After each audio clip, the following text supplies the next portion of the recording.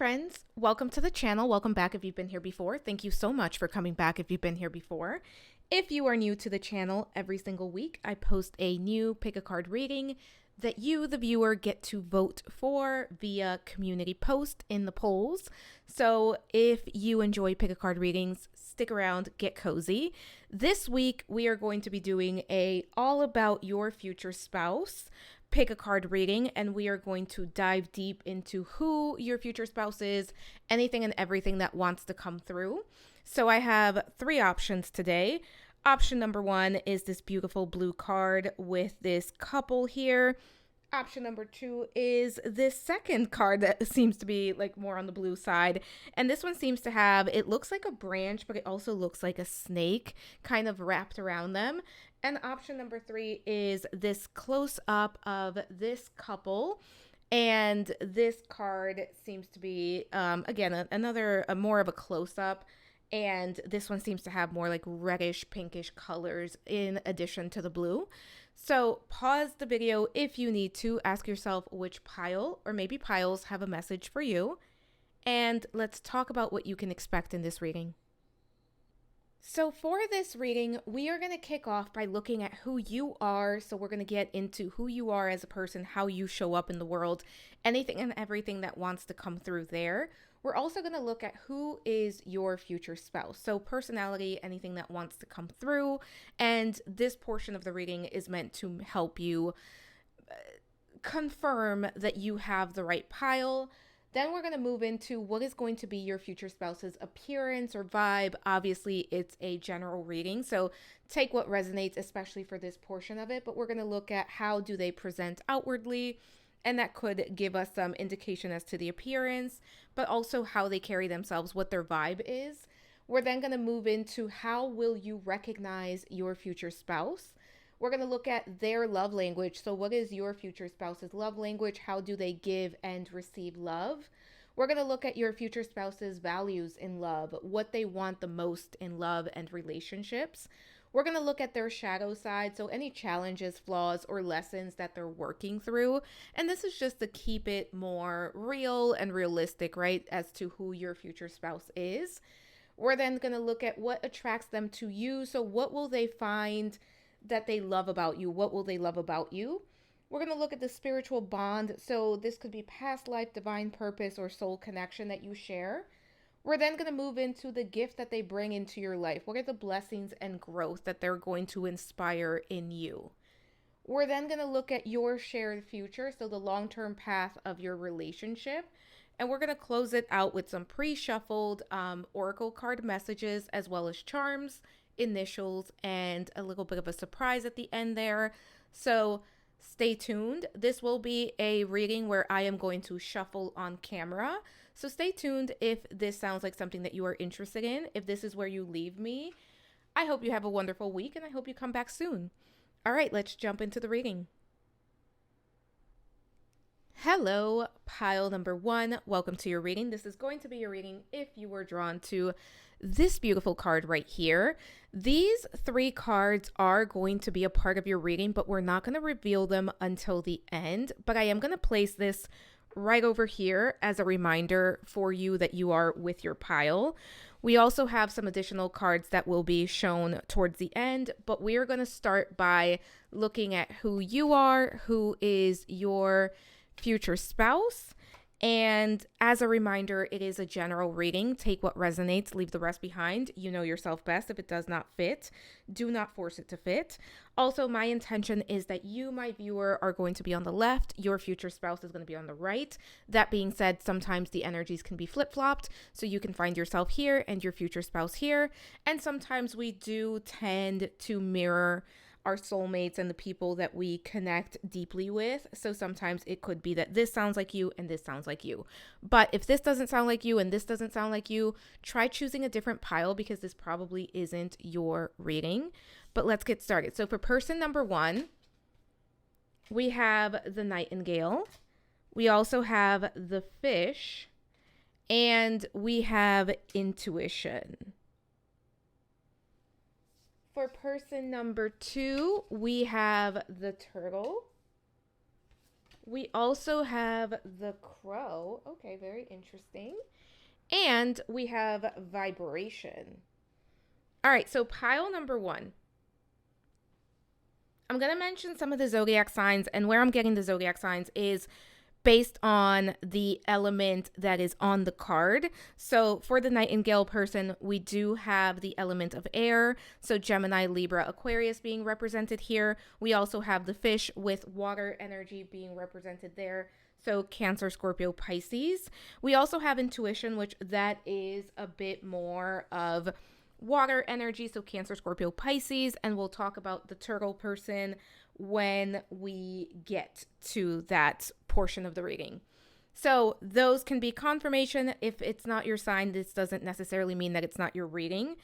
But let's talk about this. So who is this Nightingale person? I'm going to refer to this person as the Nightingale, that person as the turtle. So the Nightingale person feels like someone who is very intuitive. I would also say this person is probably very in tune with themselves, with their surroundings. This feels like somebody that is very good at picking up on energy, reading energy, figuring out what is going on around them. This Nightingale person does feel like a little bit of a night owl. I would say both of these people are kind of more night owls than morning birds, but take that as it resonates. But I do think that both of these people do have a level of connection to spirit, a level of connection to their spiritual gifts. But when it comes to the Nightingale, I do think that this is someone that is very kind. I also think that this is someone that can be very warm and welcoming and loving, obviously, especially to those that the Nightingale person loves. I also do think that this is someone that is very good at like reading energy, reading the room. This is someone that is very good at reading other people. So this is the type of person that they're going to know if something is not right with someone, or something doesn't sit right with them.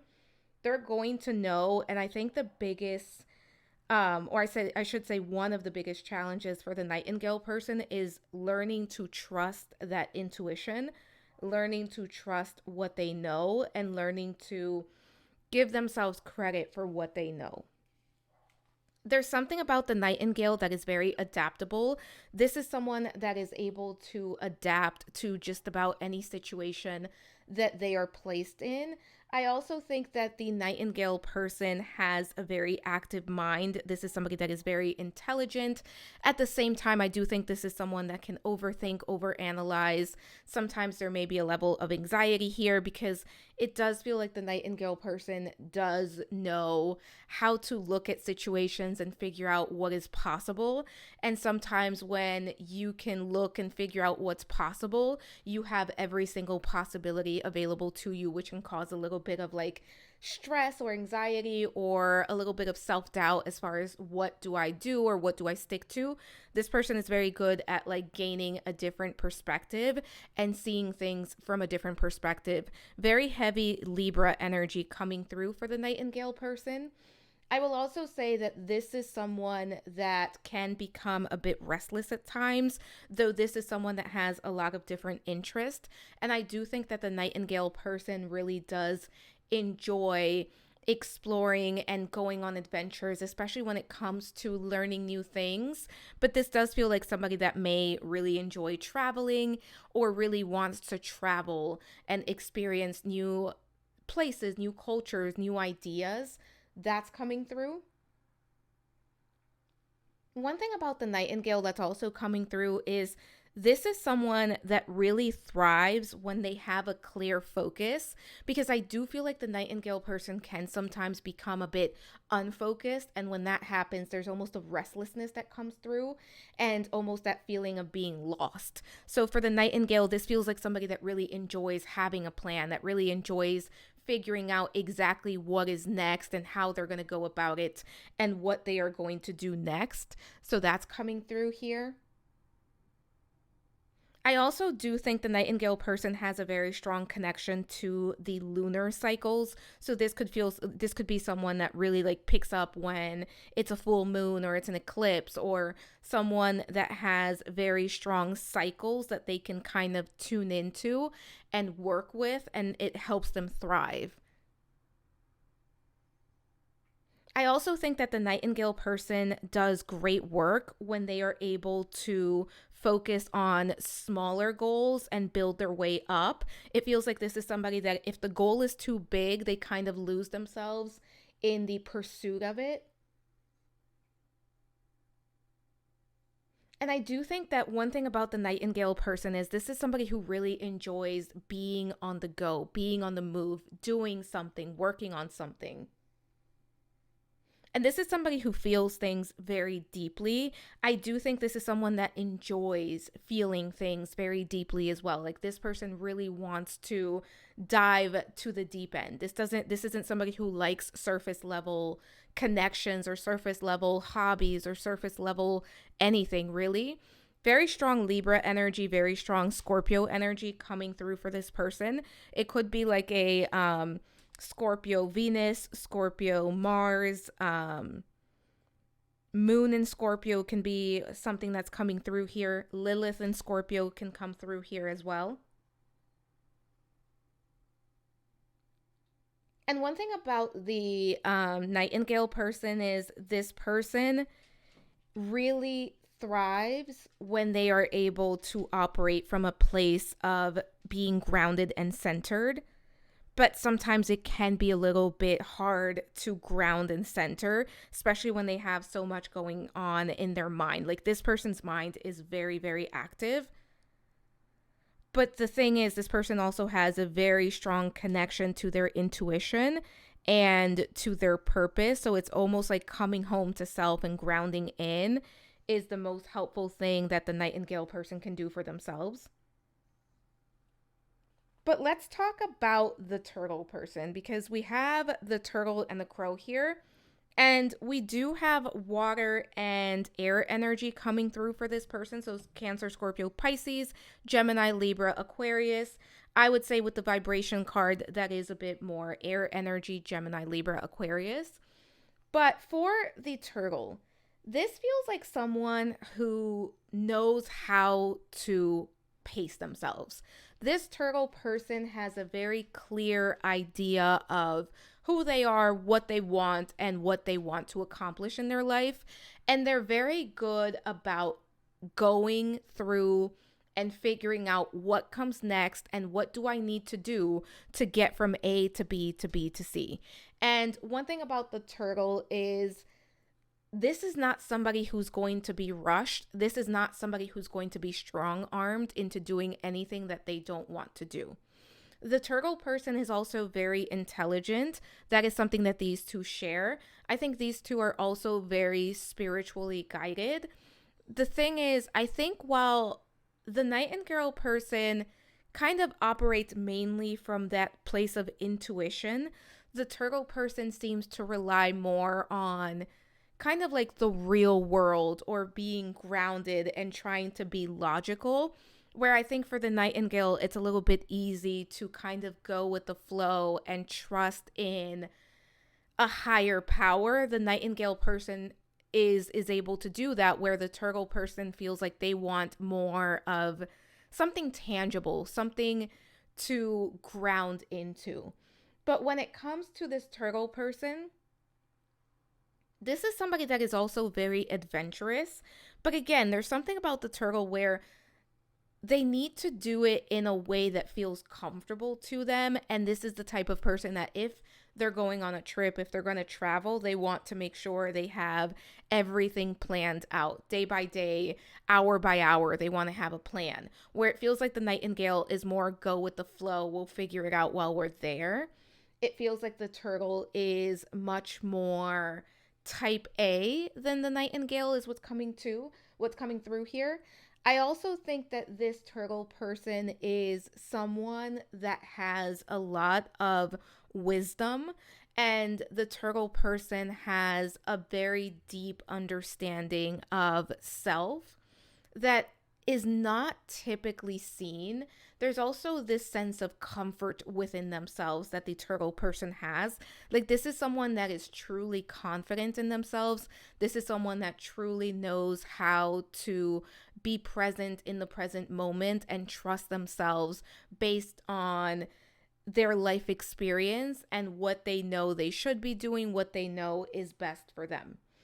And I'll also say with the turtle person, this is someone that is also very good at reading energies and figuring out what to do next, where to go next, and figuring out who is trustworthy. That's something that these two have in common. They're very good at reading other people's energy. And I will say the turtle person is very creative. I would not be surprised if this is someone who does like writing or someone who has like a very good storytelling ability. I will also say that one thing that these two have in common as well is they need to be grounded. They need to be operating from a place of remaining present and grounded because they tend to kind of get lost. And one thing about the turtle person is if they go into this place of not being sure, they kind of become stagnant. If they don't allow themselves to have movement and they get comfortable in inaction, they can become stagnant. But one thing about the turtle person is they have a very powerful third eye chakra. I do believe the turtle person is somebody who meditates daily or has some sort of grounding routine or something that brings them back to center. Like, this feels like someone that knows how to bring themselves back to center. But let's talk about what is their appearance or vibe. For my pile number ones, I'm going to be using the Wild Reflections Tarot. And we're also going to bring in some appearance cards. All right, so we are going to ask about your future spouse's appearance or vibe. As with everything in this reading, take it as it resonates, but especially for this portion, because there are many different ones of you, so take what resonates as far as the appearance of your future spouse. So we're going to pull tarot and oracle cards for this portion. For my pile number ones, what is the appearance vibe of their future spouse? How does this person present outwardly? What is something that wants to come through here? Bottom of the deck, we have the Ace of Wands. We also have the Strength card, 10 of Cups, and Ace of Swords. I do think for your future spouse, pile number one, there's something about them that they absolutely take care of their appearance. There's something about the way that they're dressed. There's something about the way that they carry themselves. I said it for this group. This does feel like your future spouse is somebody who is very confident, very secure. I do think for most of you, this is also a person that tends to work out. They really take care of their appearance. They really care about the way that they appear. For some of you, this is someone that also dresses really well. There's something about the way that they are put together that stands out because it works for them. There's something very attractive about the way that they dress. There's also, for my pile number one, something about like the walk, the way that this person carries themselves, the way that this person moves, that feels almost like majestic, regal, like very well put together. That confidence is coming through. Something about your future spouse's hair is coming through as well. Like, this person has like either it's a very beautiful color, it's like a very beautiful pattern. This could be curls, this could be like straight hair. It's going to be different things for different people, but there's something about the hair that's coming through.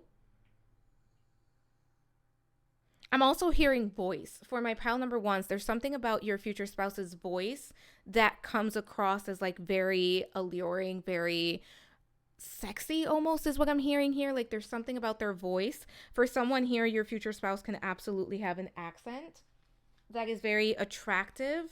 Let's take a look at physical features.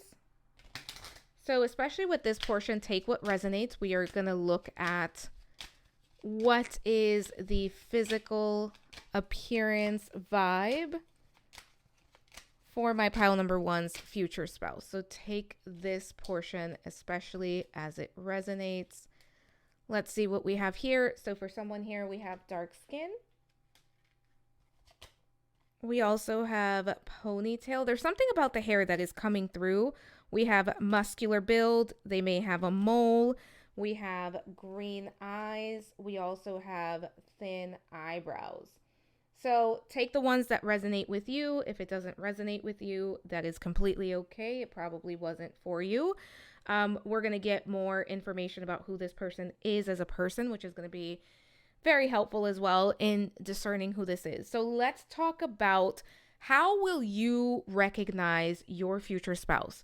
When you meet, or if you've met them already, how will you know this is your future spouse? How will my pile number ones recognize their future spouse?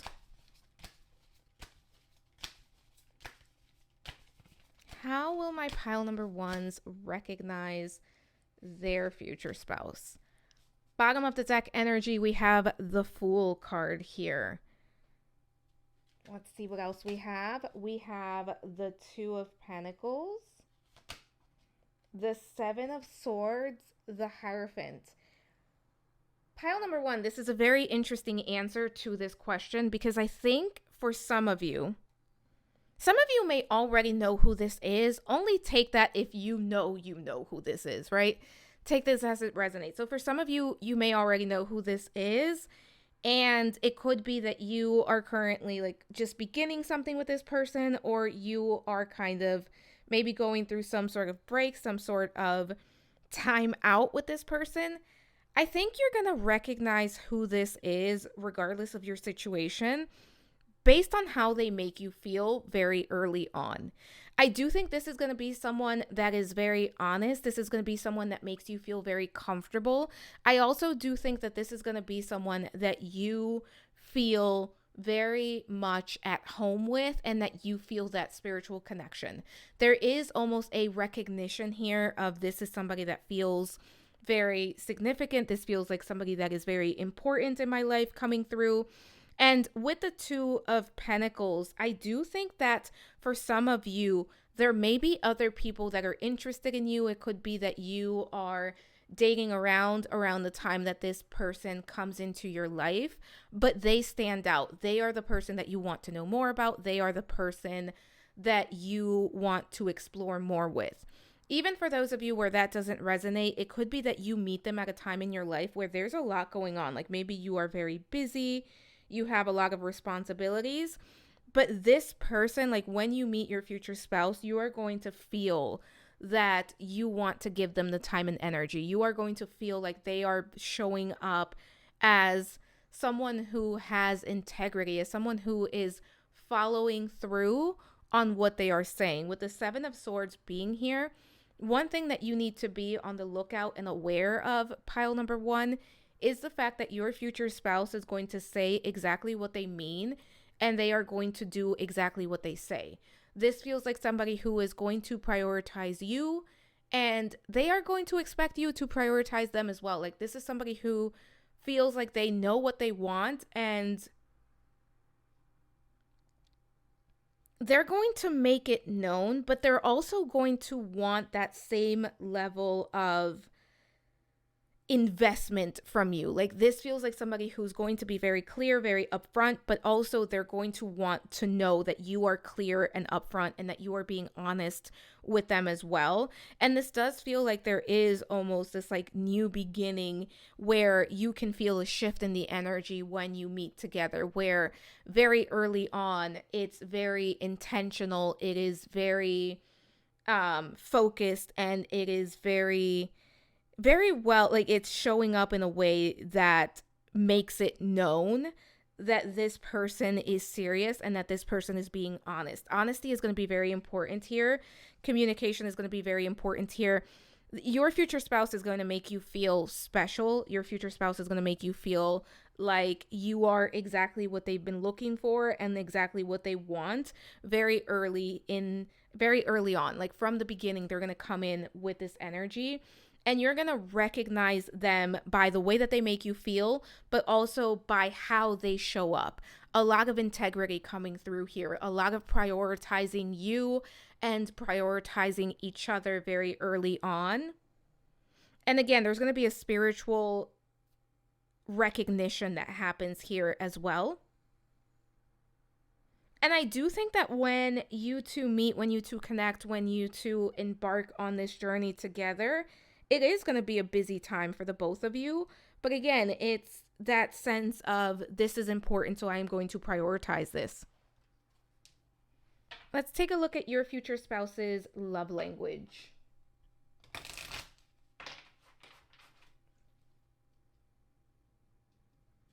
I really think this person's actions is going to be a big part of their love language, like how they show up. So for my pile number ones, what is their future spouse's love language? How does their future spouse give and receive love? For my pile number ones. Bottom of the deck, we have the Four of Wands. One thing about your future spouse, pile number one, is this person is going to want to make you feel special. This person wants you to know exactly what you mean to them. And this person wants you to know that you are a priority to them. Let's see what else we have here. We have the King of Swords, the Five of Wands, and the Justice card. Yeah, this person's love language, when you talk about the traditional love language, gift giving is coming through, and words of affirmation. But I also think that this person is really going to come through and prioritize you in every single way, that matters, in every single way that they can think of. And one thing that I keep getting is that's not only how they give love, but that's how they receive love. They want to be a priority in your life. They want to know that you are just as invested as they are, and that you are giving this as much time and energy as they are. One thing about your future spouse is this is not somebody who's going to be looking at other people. This is not somebody who's going to keep their options open. This feels like the type of person that really only dates one person at a time. And that makes sense because for most of you, your future spouse is going to be the turtle person. And this is somebody that wants to take their time. This is somebody that is very intentional. And this is someone that really likes to have an outline of what's going on and how it's going to go down. So I do think that that is how they give love, but also how they receive love. And I do think that this is somebody who's going to really enjoy like pampering and giving you little gifts. And this could even be like physical touch coming through here as well. And one thing about your future spouse is communication is going to be very important. This person is going to tell you where they're at, what they're feeling, what they're thinking. And they do want the same from you because they want to deal with things as they come up. They also want to make sure that you're both on the same page. And I do think for the both of you, especially in this group, like for the Nightingale and the Turtle person, I do think these are two people that are very intelligent and that really do enjoy conversation and talking and exploring ideas. So that's part of how you're going to both give and receive love. And one thing about your future spouse is this is somebody who's going to know how to, like, they're going to know what to say and when to say it. That's coming through. Like, this is somebody who's very thoughtful as well. I want to see what's under here. Yeah, the Queen of Wands. And it feels like for both of you, you are going to be able to adapt to what is needed at a specific time. But overall, like, prioritizing, gift giving, words of affirmation is what's coming through here. Let's take a look at your future spouse's values in love. So what they want most in love and relationships. What are their values around love? For my pile number ones, what is their future spouse's values in love? What do they want most in love and relationships?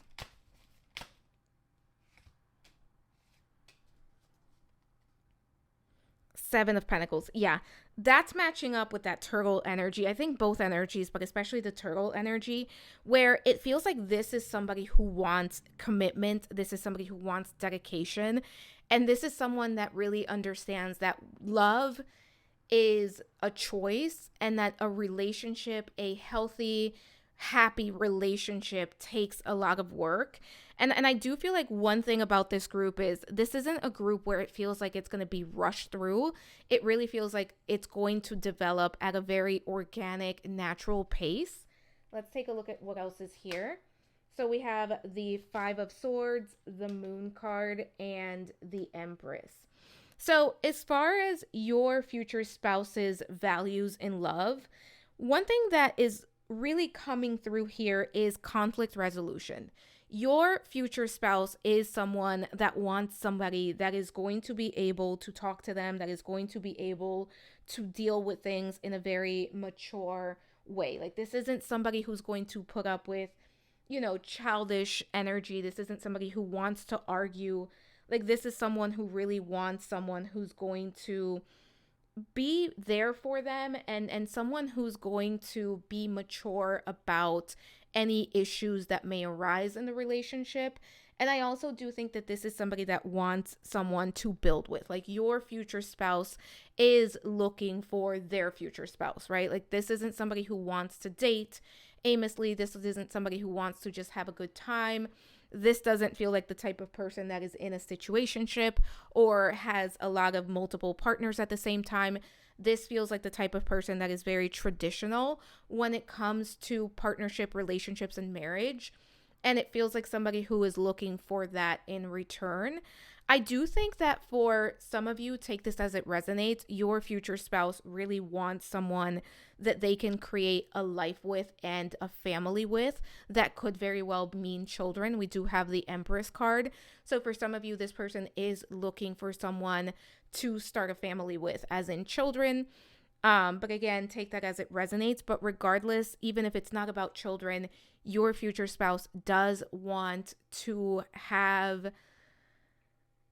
they're looking for someone that they can build with, someone that they are going to spend their life with.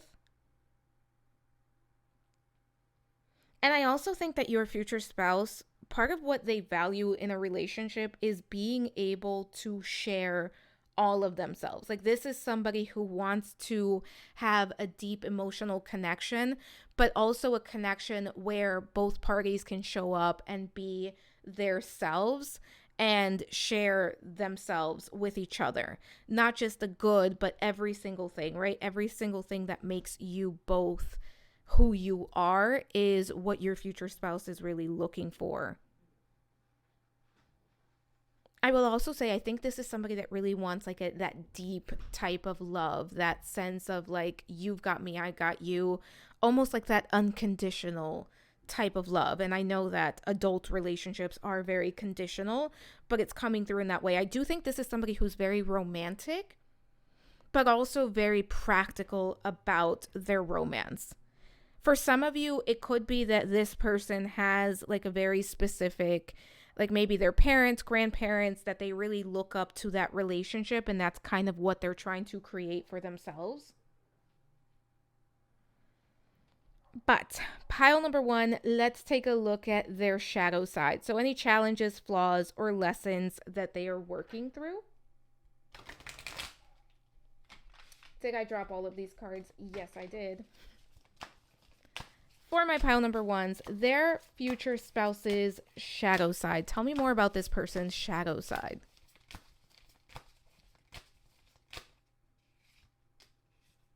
You know what? We'll take it. Bottom of the deck, the Hermit card. We also have Temperance, Nine of Cups, Two of Swords, Six of Wands.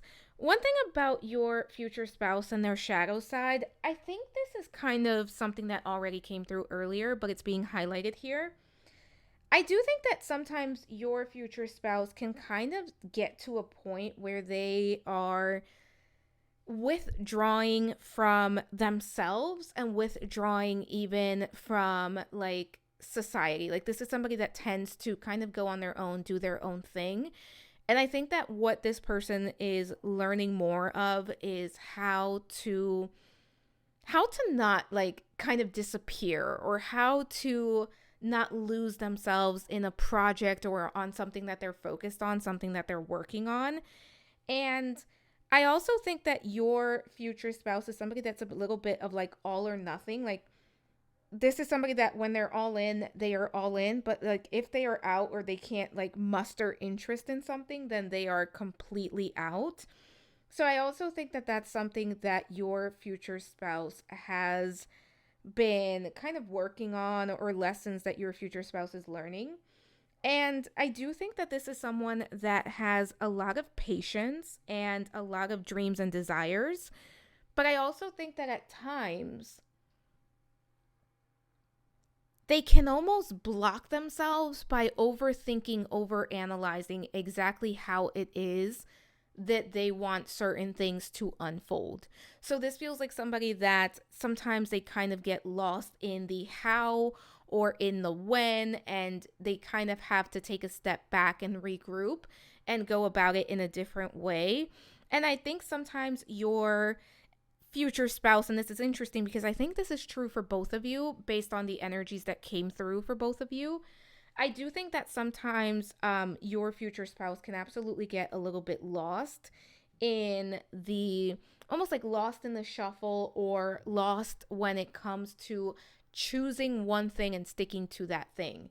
Like, it feels like both of you are the type of people that you have a very good grasp on different possibilities and different perspectives. So sometimes it's like analysis paralysis, or it can be that level of like getting stuck in the middle of something, or getting so deep into something that you kind of lose yourself in it.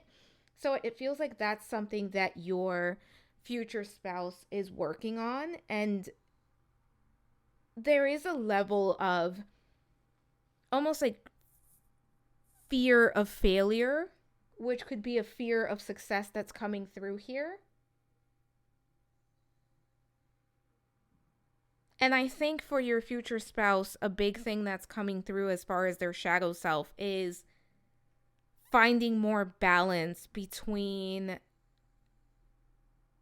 different aspects of their lives, but also different versions of themselves. And I think for your future spouse, what this person is working on is really grounding themselves into what their choices are, and allowing themselves to fully go after what they desire, and to trust the process and to stick to one choice. Because this is somebody that has a lot of potential for success, a lot of potential for abundance. Let's see what's underneath. Yeah, there's a lot of potential here for success and abundance. And it's about finding that balance between how they're going to pursue what they're currently desiring, while also finding that balance where they're keeping themselves taken care of, where they're holding space for what they need for themselves. I hope I'm explaining that correctly, because it's very it's like a very subtle energy, this and that. Like, there's a push and pull dynamic here for your future spouse, because this feels like somebody that can really step into this energy, but at times it really takes quite a bit to get to that point. And this feels more like in the pursuit of like projects or something with career, something along those lines of like, just go for it and trust yourself and stick to your gut, stick to what you know is right for you. So pile number one, let's take a look at what attracts them to you. So what is your future spouse going to love about you? For my pile number ones, what attracts their future spouse to them? What will my pile number one's future spouse love about them?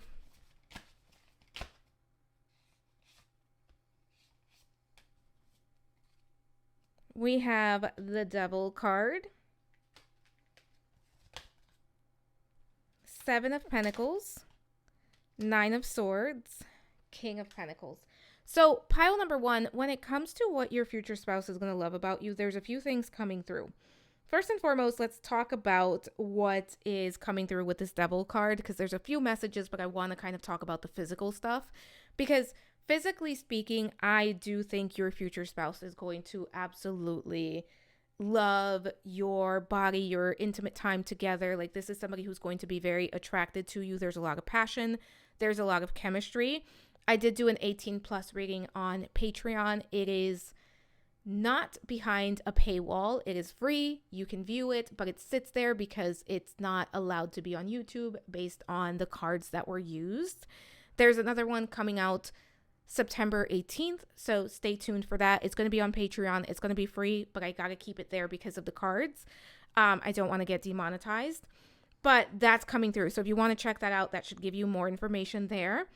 And another thing with this Devil card that your future spouse finds really attractive about you is you are very resilient. You are someone that is very self-aware. You're somebody who is constantly working on growth.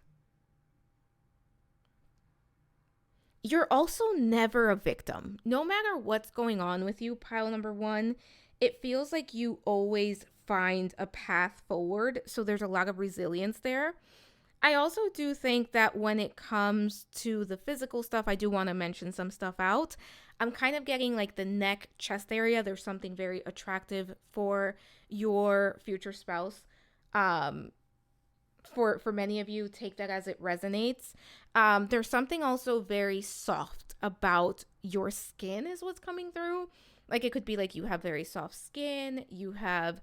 This could also be like a soft side as well. Like, you're very kind, you're very loving to them. They love that about you too. I also think that for some of you, it's not only with them. Like, you're somebody who is very genuinely caring and loving and kind, and your future spouse loves that. I'm also seeing that your future spouse is really going to love how they can trust you and how you both can kind of rely on one another. But there's something about your energy that feels very, very warm to your future spouse. Your future spouse also loves that you both have a lot of the same views and outlook for the future. So a lot of what your future spouse is creating, you are also very interested in creating as well. So there is a very unified front as far as what you are both dedicating your time and energy to. Someone here, you have very beautiful feet. Someone here wears like black nail polish. Could be on your feet, on your hands, something about like black nail polish. Maybe somebody here has like a lot of black clothing. I'm seeing like black clothing, black nail polish, like very goth type energy. Take that if it resonates. I'm seeing the hands, something very soft about your hands as well. They're going to love that. But this group, there's something about like your actual skin that's coming through as like very soft. Someone here hydrates. Someone here is moisturizing. And this person is going to love it. Your future spouse is absolutely going to love it. All right. Pile number one, let's keep going. So we are going to look at the spiritual bond. So this could be like a past life that you shared together, a divine purpose, soul connection. What is your spiritual bond with your future spouse? For my pile number ones, what is the bond, the spiritual connection, the spiritual bond that my pile number ones share with their future spouse? It's actually, there we go, that one. Bottom of the deck, we have the Four of Pentacles. Wow, 10 of Pentacles, that's actually very beautiful. 3 of Pentacles, Knight of Swords. So when it comes to your divine purpose, pile number one, part of your divine purpose with your future spouse is the life that you're going to create. There is a legacy that you leave behind. There are foundations that you are going to build together. That's coming through here. I do think for some of you, you do share a past life with this person. And if you do share a past life with this person, it feels like it could be 2 to 3 past lives with them. And it could be that in those past lives, I do think for most of you, they were romantic. Like it was a romantic connection in every single one of those past lives.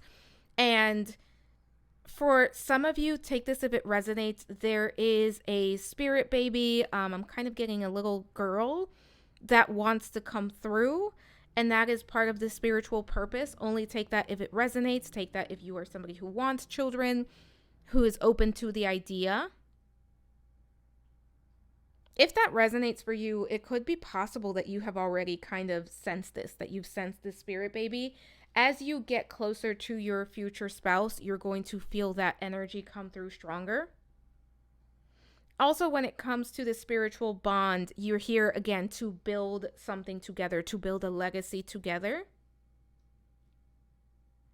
This is being brought together because what you are going to build together is going to last longer than just the two of you, longer than just this lifetime. So I do think for this group, there's a lot of you that will be having children with this person. And when I say having children, obviously that could be in traditional way, adoption, that could mean many different things. But for many of you, I do think there are children involved in this in some way.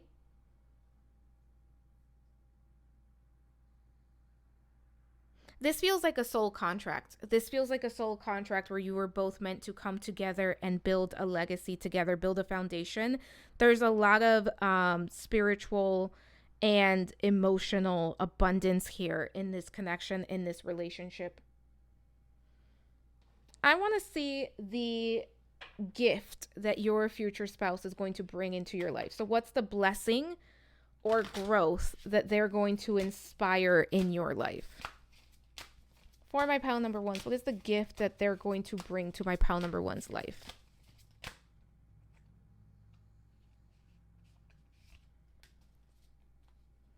The Lover's card. 7 of Cups. The Magician. 9 of Pentacles. This person is going to bring in a lot of happiness. I think one of the biggest gifts that this person is going to bring into your life, pile number one, is that sense of you having someone that is going to choose you, you having someone that is going to care about you, you having someone that is going to go through life with you. There's also a lot that you're going to be able to create together and individually as a result of this relationship. I do think for both of you, when you connect, when you meet, when you are in a relationship, there is that level of both of you really inspiring one another and kind of pushing one another forward, in the sense of like, you're going to have somebody who's going to be your cheerleader. You're going to have somebody who's going to invest in you emotionally, mentally, sometimes even for some of you, maybe even like monetarily invest in your dreams and like really prop you up and help you out with your own ambitions, with your own desires. Through the connection to each other, you're going to be able to manifest a very specific dream. For someone here, it could be like motherhood. For someone here, it could be, or parenthood, I guess I should say. Or for someone here, it could be like something in your career or something like there's some sort of personal achievement that this person, this future spouse, really supports you with by being around, by like being your number one cheerleader, your number one supporter. And I do think you're both going to feel more confident with each other. And you're going to be able to choose the right opportunities. You're going to be able to accept the right opportunities that come into your life. Yeah, there's going to be change for the better for the both of you in this relationship, individually and also in the relationship. So for my pile number ones, what is their shared future together? What is the long-term path of this relationship with their future spouse?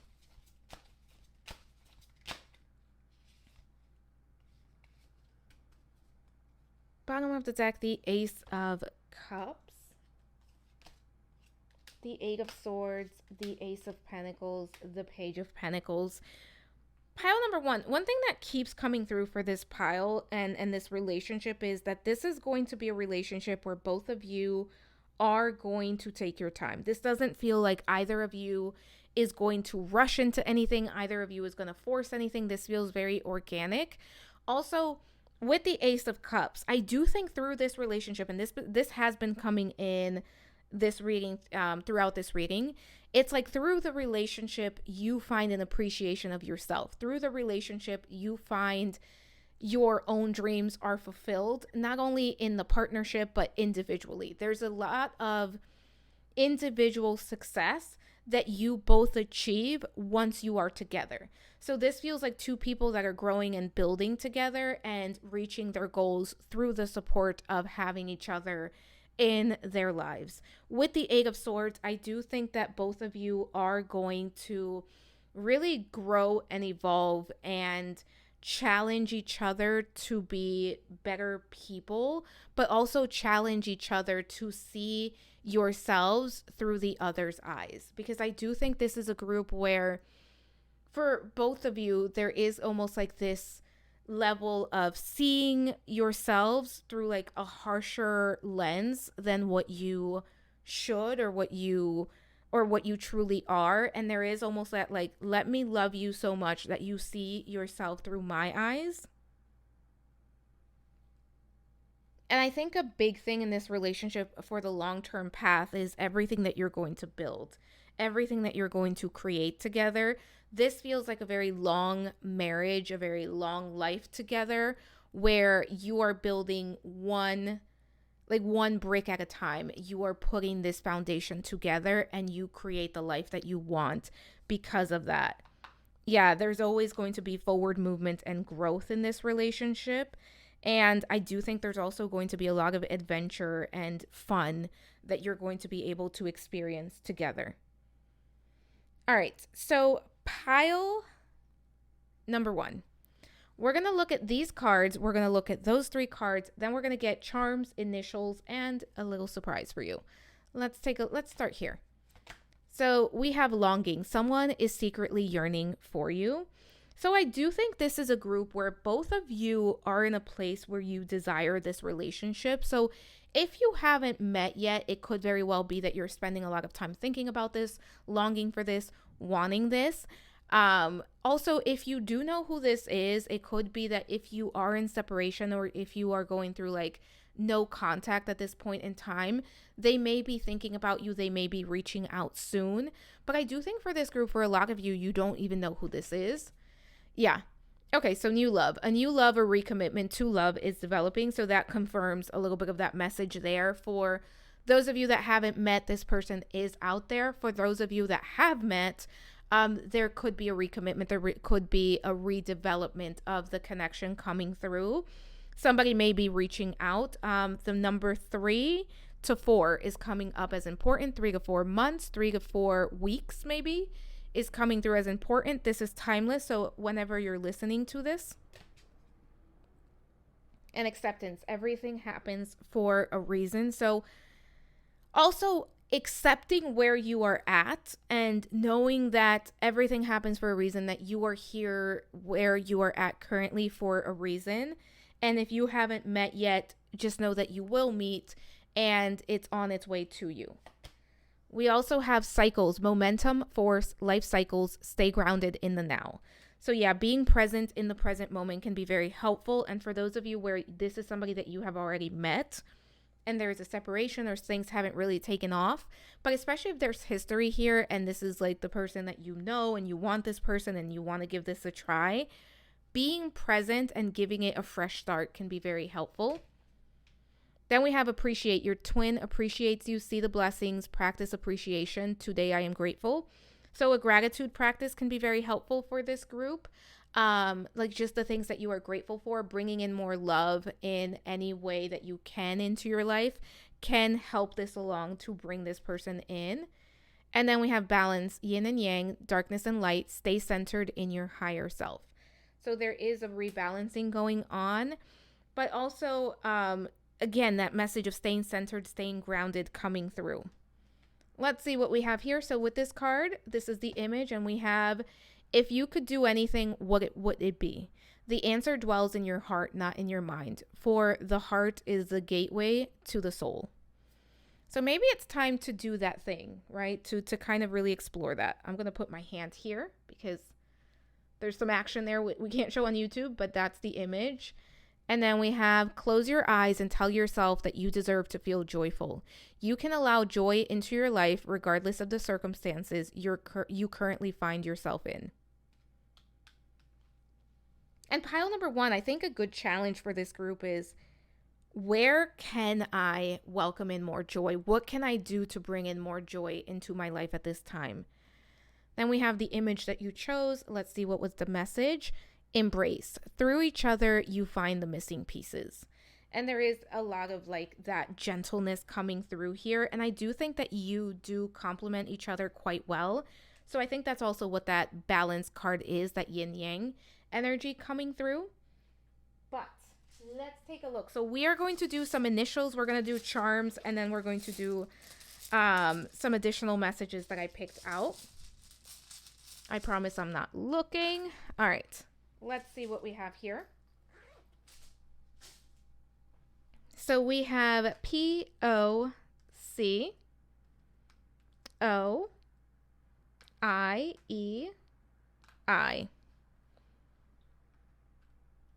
I never see a thing, and then when I stop recording, I start seeing all the words. But those could be some initials. These could be your initials, their initials. If you see a word, which I'm going to be honest, I don't. I see pie. I see pie. That's what I see. Maybe it's time to get some pie, or maybe you're both going to enjoy baking, or somebody bakes here. Let's take a look. And always, if you see something, share with the rest of us in the comments. So this is the Love is Eternal. We're going to open the charms. Let's see what we have here. Trying to look away, but I'm also trying not to drop all of them. All right, let's see what we have here as far as charms. So we have the Tree of Life. You will be building something that is going to be long lasting. You will be building a legacy, a foundation together. Look at that, another tree. Yeah. And I think this is an ancestral tree as well. Like, I think you're going to be building a lot of just long-lasting connections, long-lasting changes, or establishing a brand new family tree together. We also have the 2 hearts there, so a lot of love, a lot of care. We have the Crown, and I did say this, but I do think that you're both going to prioritize each other, but your future spouse is especially going to make sure that you know how special you are. We have the Butterfly, so a lot of transformation here, a lot of joy. I also do think that you both are going to connect after a period of transformation. We see the Moon here. I did get for this group, I do feel like this is like 2 night owls, or at the very least, one of you is a night owl.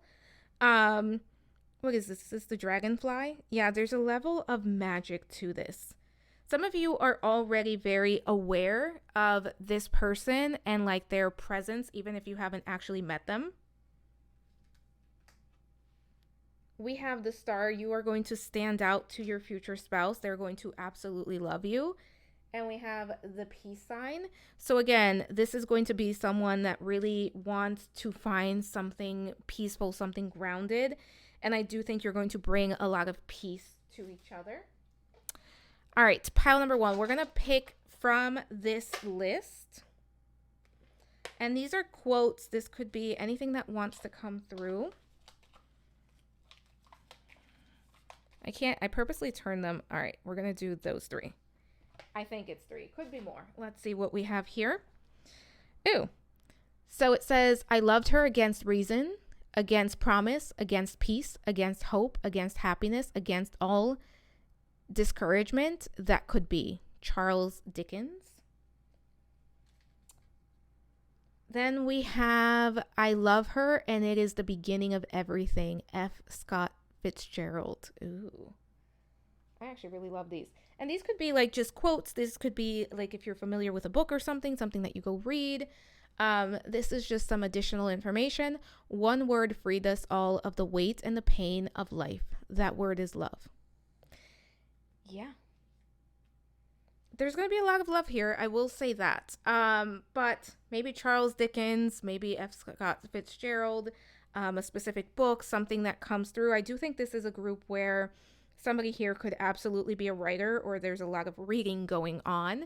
So take that as it resonates. But pile number 1. What is your affirmation for the week? Pile number 1, your affirmation for the week. I actually don't know that I have one.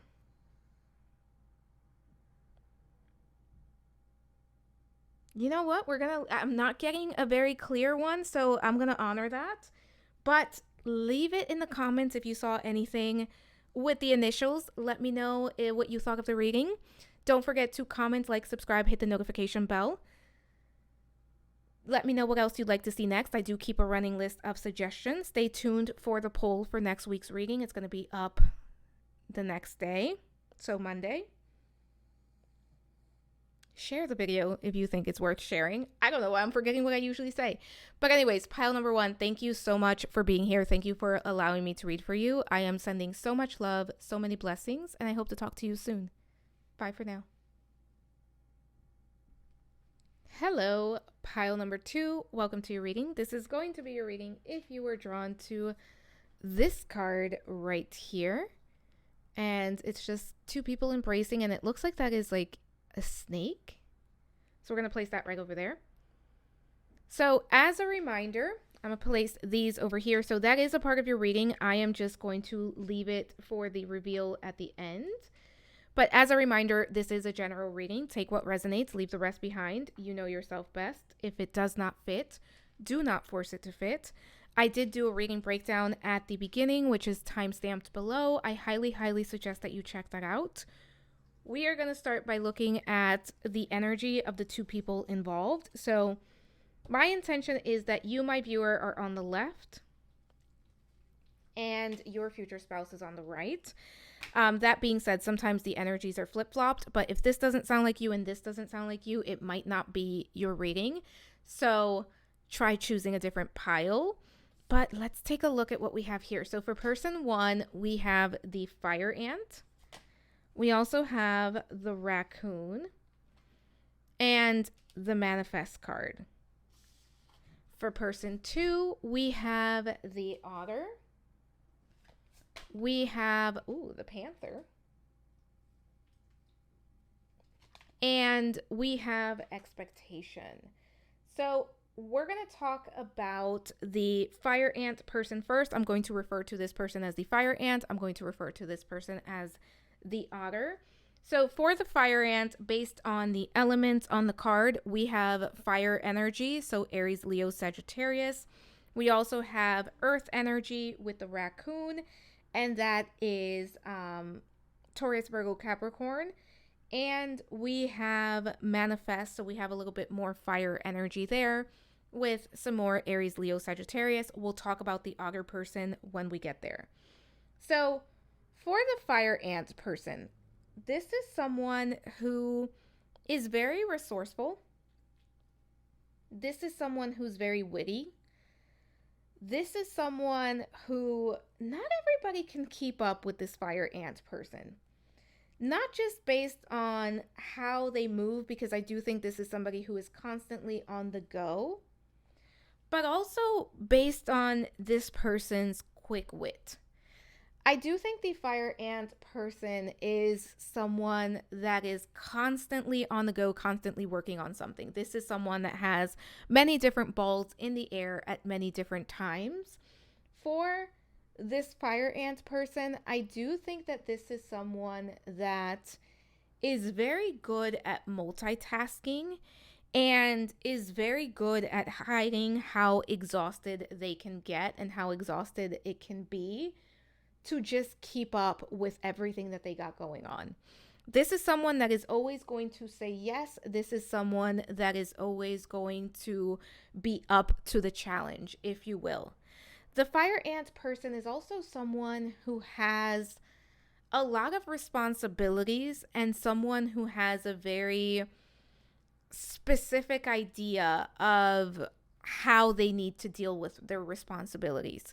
So again, this fire ant person is someone who is always trying to do something. They're always doing something, and it can be very hard for this person to say no or to delegate their responsibilities. And it does feel like this could be somebody that has multiple jobs.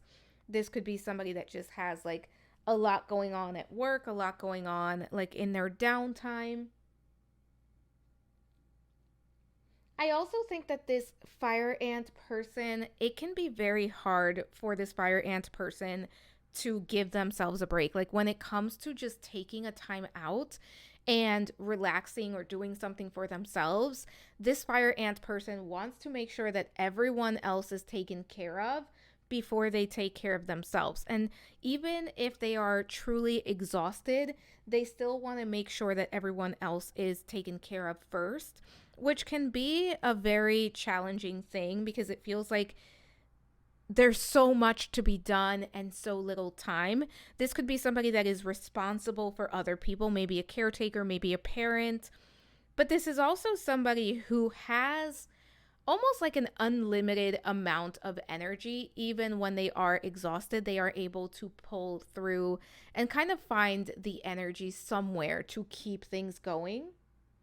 And I do think that the fire ant person is in charge of or like responsible for others in some way. This could even be like at work, this could be in their personal life, but there is that sense of if I don't keep going, things are going to crumble and I have to make sure that I'm the one that's going. I do think the fire ant person is a very generous person as well. This is somebody who loves their friends, somebody who's going to do whatever they need to do to make sure that their loved ones are taken care of. There's also something about the fire ant person that makes them very competitive. Like this could be somebody who really likes that competition. This is somebody that does not want to lose, and this is somebody that is going to try very hard to be the best at everything. So it could be that growing up, the fire ant person was like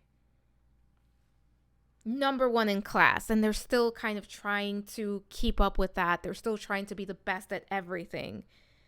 If this is somebody that plays sport or played a sport growing up, they really have that competitive nature to them. I also think that one thing about the fire ant is they feel like they have to show up in a very specific way. So sometimes they'll tell everyone that everything is okay, even if that's not exactly how they are feeling. That's coming through as well. Like this is somebody who's going to say that they're fine, they're going to push through, they're going to see it through, even when they're not fine, even when they are exhausted, even when they're struggling to keep things going, or when they're struggling to kind of stay afloat with all of their responsibilities.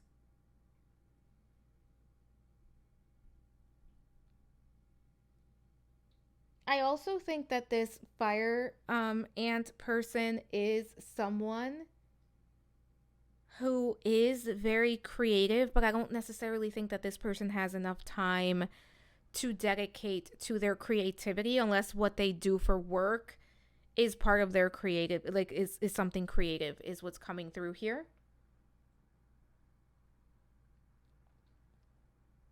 I do also think that this is someone that really enjoys kind of their alone time, especially when it comes to like when it's time to work. This is somebody who really likes to be in charge. This is somebody who likes to do things their way. This person has a very active sacral and solar plexus chakra. They're also very good at getting things done. This is somebody who's very talented. This person has a lot of tenacity, a lot of skills. For some, this could be somebody who plays a musical instrument, or this could be somebody who is into like maybe a singer of some sort. Or this person could just have a very strong connection to music. Like something about music is what gets them going, what a lot of healing through music coming through here. Pile number two, let's talk about the otter person. So, with the otter person, we do have water energy, Cancer, Scorpio, Pisces. With the Panther, we do have fire energy. So, Aries, Leo, Sagittarius coming through. But when it comes to the otter, I do think this is somebody that has a very playful energy. But at the same time, there's something about this otter person that you do not want to cross them. You do not want to get this person going because there's something about them that they feel like they come across as like very playful, very joyful, very just like out to have a good time. But if you mess with them, you're gonna see another side to them. This otter person is someone who is very loving. There's something very energetic about them. Like they're always like very energetic, very happy, very fun to be around, is what's coming through here for this otter person.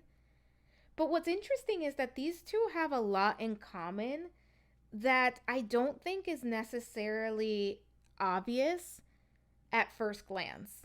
Because just like the fire ant person, the otter person is very determined. This is also someone who is constantly on the go and someone who is very productive. But while I think that the fire ant person kind of leads with that energy of responsibility and getting things done, the otter person tends to lead with more of a fun loving energy. But they both have this side to them. And what's funny is that this fire ant person does have a lot of like that playful energy that they kind of keep more hidden. Whereas for the otter person, they're they're almost like how hard they work and everything that they do to make sure that they're on top is part of what they kind of keep a little bit hidden. But the otter person is somebody who is very loving, very caring. I do think this is somebody that really enjoys a good laugh. There's something very silly about this person. One thing I will say about the otter person is once this person is dedicated, once this person is committed to someone, they are all the way in. The otter person is somebody who's like just very excited for life itself. This is somebody that really likes to have a good time, likes to go out and be spontaneous. This is also someone that really like there's something about the otter person where they're always saying something really funny or they're like really funny. It's like almost like a comedian vibe, though I don't think this person would actually be a comedian. For someone here, they could be, but for most of you, it's not that they're like comedians, but there's something very funny about them. One thing about the otter person is this person does not like stagnancy. This person does not like to remain in the same place for very long. The otter person is always looking for the next adventure.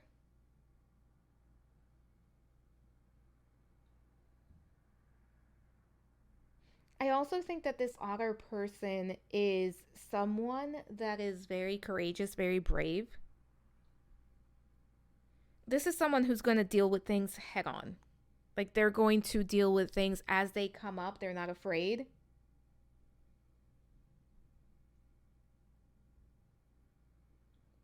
One thing also about the otter person is this isn't somebody who likes to have a lot of things. Like this feels like somebody who wants to like their living space would be very minimalist, would be very simplified.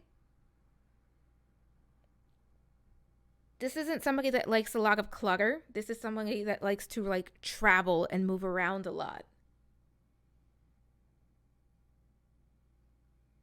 I also think the otter person has very clear, defined ideas of the life that they want to live, and they're constantly making choices and moves that aligns them to that.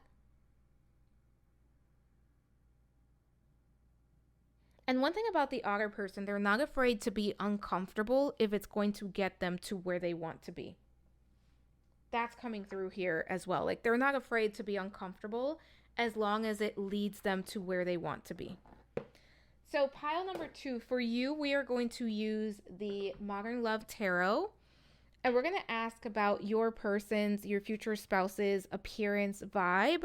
And we're going to use this deck. We're also going to use a physical appearance oracle deck. So for my pile number 2s, what does their future spouse, what is their appearance, what is their vibe? So for this part specifically, just be mindful that this is a general reading. Take the parts that resonate and leave the rest behind. Let's see what we get. So bottom of the deck energy, we have the 2 of Pentacles. We also have the Ace of Pentacles.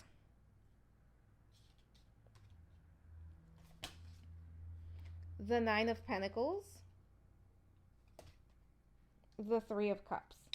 So pile number 2, when it comes to your future spouse's appearance and vibe, as I said, this is somebody that for most of you, the otter person is going to be your future spouse.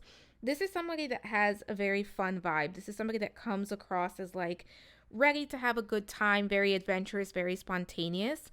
I do think for most of you, this person is going to have like dark brown to black hair. And it could be that they have like darker features as well as like maybe darker eyes is what's coming through. I do think that this is somebody that is very active, is constantly on the go when it comes to like the way that they dress, the way that they carry themselves. This feels like somebody who dresses very casual, somebody who is always on the go. I do feel like this is somebody who keeps active. And I think that's true for both of you. There's a certain level of activity for both of you. And I do think that your future spouse is very confident.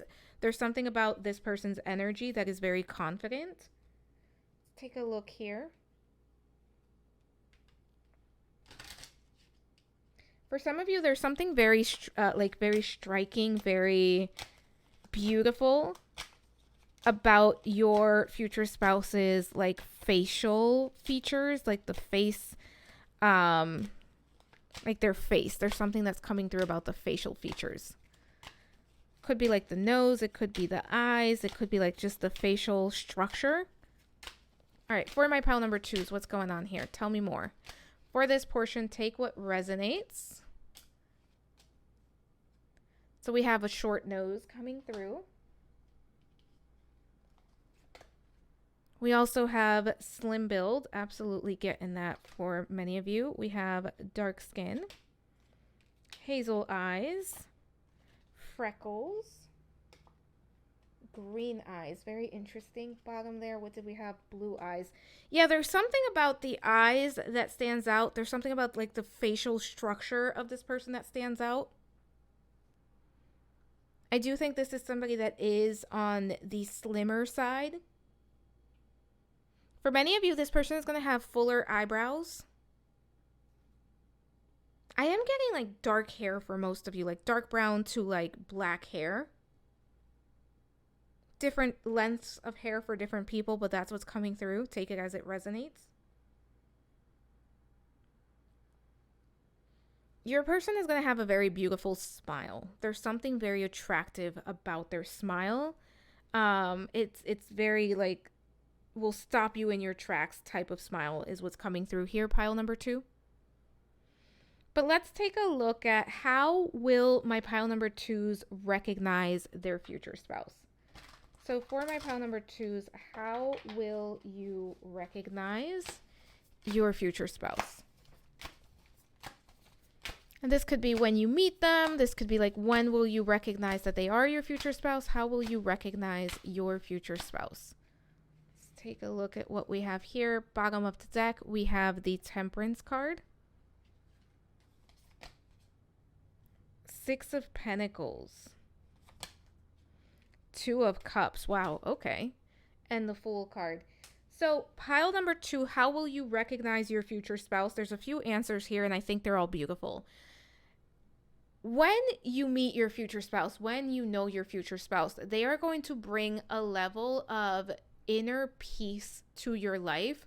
Like, you are going to feel at home with this person. You are going to feel comfortable with your future spouse. And I do think that for many of you, with that Two of Cups being here, there is that recognition that this person has the potential to be my soulmate, or that this is somebody that I have known in a previous life. This is somebody that I have a strong bond and connection with, is what's coming through here. I also think that you're going to recognize your future spouse based on how they make you feel, because there is a lot of comfort, peace, and harmony that this person is going to bring into your life. Like, very early on, even when you don't know them as well, there's going to be something very calming about your future spouse's energy that you're going to find very soothing to, almost like to your soul. At soul level, they're going to be very soothing to you. I also think there will be some sort of recognition. For many of you, there is angelic guidance. There is angelic like support. It could be spirit guide support as well, or like spirit animal, but there is a spirit team member that is really kind of coming through. And there's a sense of just like, I keep getting like comfort, like just a sense of like deep comfort coming through. We have the Devil card there. For some of you, when you meet this person, even if you're in a place where you're like, listen, I don't want to even, like, I don't want to even get to know someone right now. I'm not really open to that. This person is going to come in, and based on how they carry themselves, based on how they make you feel, you are going to give them an opportunity. That's coming through as well. This person is also going to challenge your ideas around relationships. Like, it feels like this is going to be somebody that is going to show up and really have everything that you've been asking for, and they're going to show up and give you what you've been asking for, even in a way that you don't necessarily have to ask for it. Like, very early on, this person is going to really invest in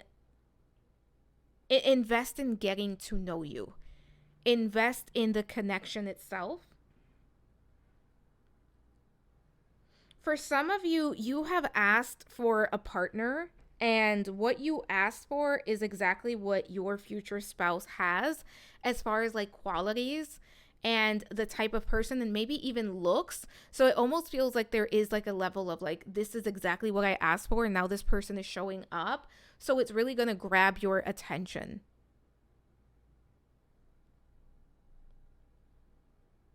And again, for this group, a lot of comfort. This person is going to bring a lot of comfort. Let's take a look at what is their love language. So for your future spouse, how do they give and receive love? For my pile number two's future spouse, how do they give and receive love? What is the love language?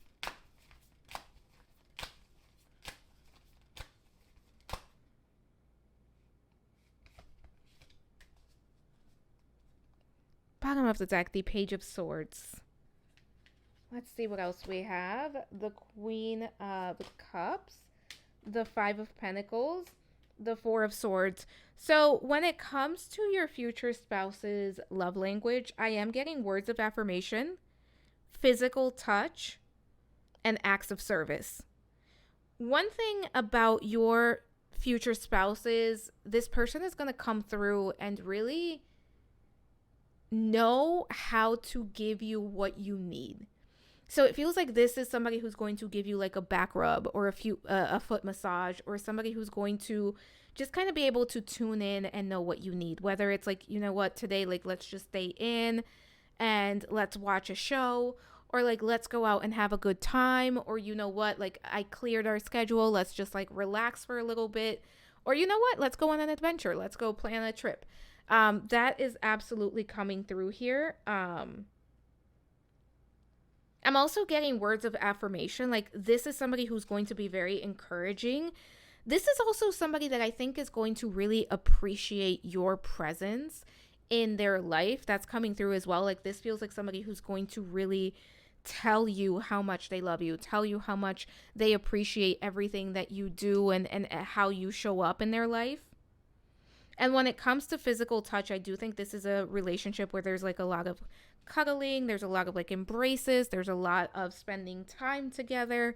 I'm kind of getting like, let's stay in and just cuddle together, or like, let's take a break and like, let's just talk while we hold each other. There's something very sweet coming through, very similar to that. I also do think for my pile number twos, your future spouse is going to be able to really kind of, I don't want to say challenge you, but in a way it's like challenge you to say like, hey, I think you're close to burnout. I think you're doing too much. I think it's time to give yourself a little bit of a break. That's coming through, because I do think that your future spouse is going to be very tuned in to your energy, and they're going to know when you're kind of doing way more than you should be doing, which I think for my pile number twos is often where you're taking on so much. So they're going to kind of like, hey, you just need a timeout. You just need to relax. You need to take a break. And they're going to be able to encourage you in that way.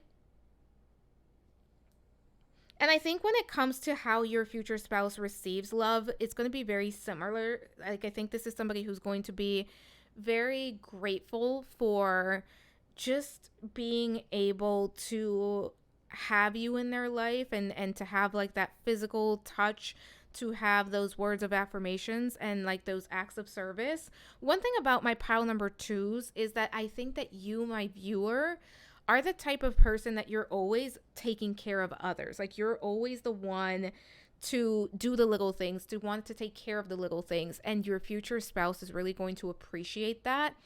But this person is also going to want to make sure that they're taking care of you as well, because there is a concern of like, hey, you're doing too much. And I do think that this is somebody who's really going to want to pamper you and give you breaks, and almost like give you those time outs and remind you that it's time to take a time out. I also think that your future spouse is going to admire just how much you can take on. But again, they kind of want to challenge you to take care of yourself as well. Let's take a look at, for your future spouse, what are their values in love? So, what do they want most in love and a relationship? What are their values in love? For my pile number twos, for their future spouse, what's their future spouse's values in love? For my pile number twos. Four of Wands. This is somebody who wants to be married. This is somebody who wants to be in a committed relationship. That's actually very beautiful. Let's take a look at what else we have here. The Seven of Pentacles, the Moon card, and the Hierophant. So, pile number two, when it comes to your future spouse and like, what do they value in love? This is somebody who wants to be married. This is somebody who wants to be in a committed relationship. This is somebody who wants something long term. This doesn't feel like somebody who wants to play games. This doesn't feel like somebody who's like, oh, well, I don't want to get married. I just happened to meet this person and I really love them, so I got married. This is somebody like very early on. I think that they know that they do want a long term relationship that leads to marriage. I also do think that this is somebody that really values a relationship where two people can show up and be the best version of themselves, but that two people can also show up and be their true selves, and that they're going to have that support, they're going to have that encouragement, and they're going to have like that partnership, that true partnership that you both can lean on. Your future spouse is also somebody who values like deep emotional connection. This is somebody who wants love. This is not somebody who just wants convenience, right? Like, this person wants to be madly in love. And I do think for your future spouse, this is somebody who is romantic. Like, this is somebody who's going to do those very sweet gestures. This is somebody who's going to bring home the flowers. This is somebody who's going to I think this is somebody who's going to want to provide for you. And I will say, I do think for most of you, take this as it resonates, because different people, different things. But I think for most of you, with this Four of Wands and this Hierophant being here, this is somebody that wants a traditional, like a more traditional type of relationship, a more traditional type of marriage, where I do think that they want to be a provider. They want to be the one to take care of you. They want to be the one providing for the family. Um, Especially if this is like a heterosexual relationship, it does feel like and this is a man. It feels like this is somebody who wants to be the provider. This is somebody who wants to take care of the family. And it could be that this person is also in search of something traditional in the sense of like having children as well, like buying the house, having children, building a life together. Yeah, we also have that Tower card underneath that Four of Wands. So one thing that your future spouse is also going to value is having someone to come home to, having that sense of being able to rely on their spouse, on their person. And I do think that for your future spouse, this is somebody who dates with intent. That's not to say that this person didn't have like a time or, you know, a situation where maybe they weren't always dating with intent. But I think that when they decide that they're ready for marriage, that they're ready to be serious about a relationship, they're going to be very intentional. And this doesn't feel like somebody who like jumps around from relationship to relationship.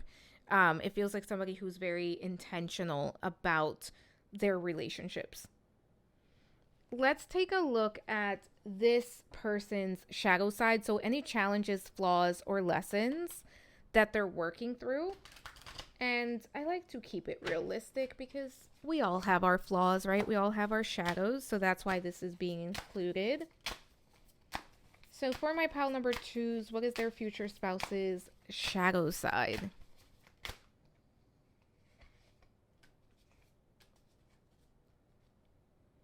Two of Swords. We also have the Five of Swords. We have the Three of Pentacles. And we have the Eight of Cups as far as your future spouse's shadow side. So let's talk about it. Pile number two. When it comes to your future spouse's shadow side, I do think that this is someone that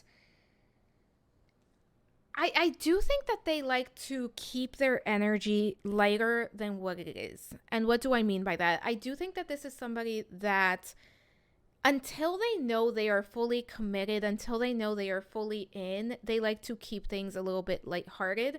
I also think that this is a person that likes to kind of show a more playful side, and they don't always show their more serious side, even though it's there.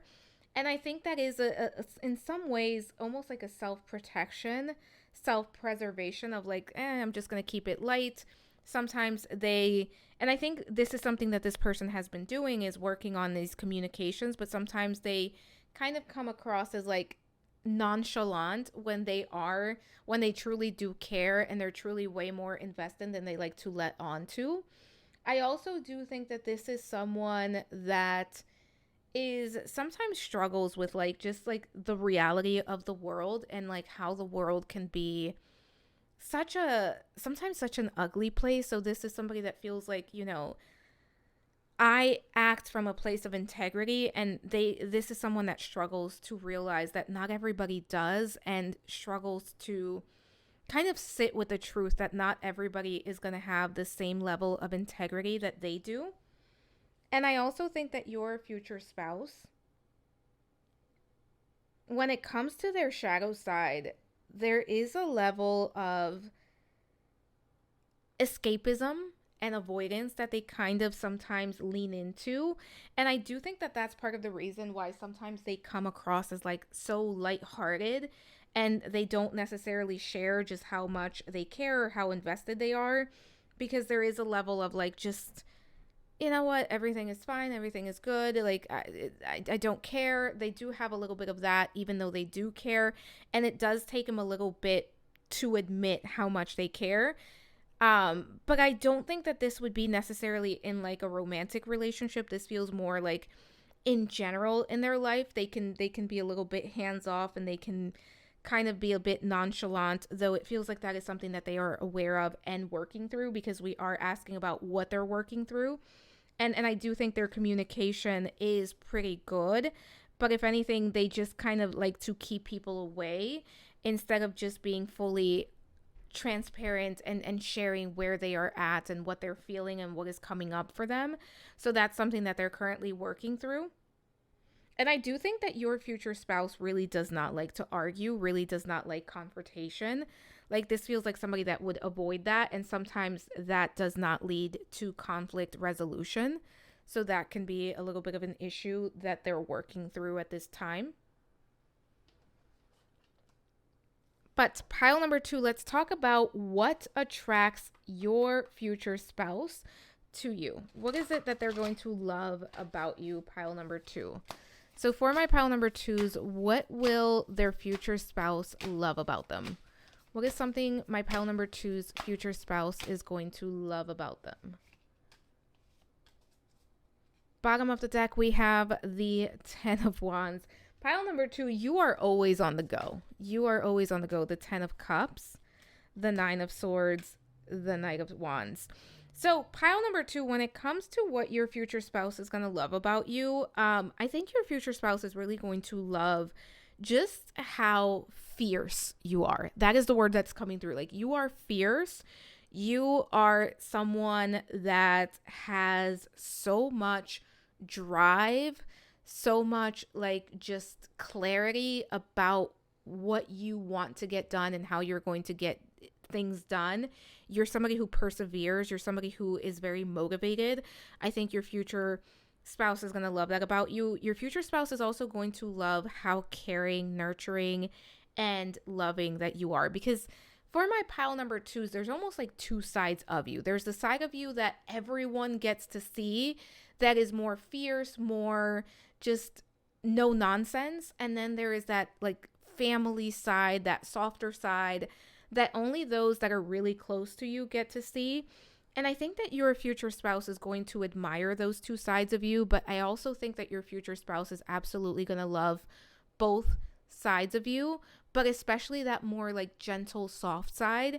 And if you have children, your future spouse is going to love how you show up and how you parent, how you are so nurturing, how you are so caring, and the relationship that you have with your children. I also think that if you have children with your future spouse, they're going to be so grateful that you are the parent, right? That they get to parent with you, that they get to create life with you.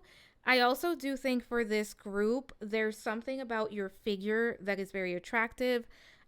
There's something very witty about you, something very funny about you. Some of you are like very sarcastic, like very sarcastic type of sense of humor. I also do think that your future spouse is going to love how vulnerable you can be with your future spouse. Like, again, there's that side of you that not everybody's going to get. In fact, not many people are going to get this side of you that you show to your future spouse. They're going to love how multifaceted you are. I also think that for this group, there's something about, again, your figure, your body. There's a lot of attraction here, a lot of chemistry between the two of you. I'm hearing lips. Your lips, pile number 2. This person is absolutely going to love your lips.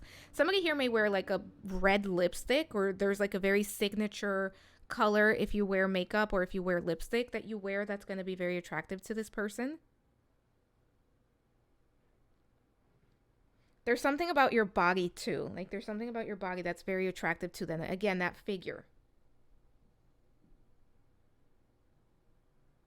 I'm hearing like you're spunk. Like, you're very spunky. Like, there's something about your attitude, the way that you kind of carry yourself.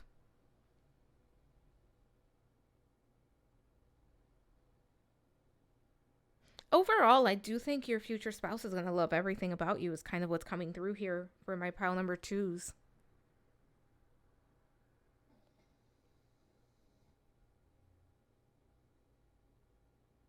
I think your future spouse is going to love the way that you show up for them as well.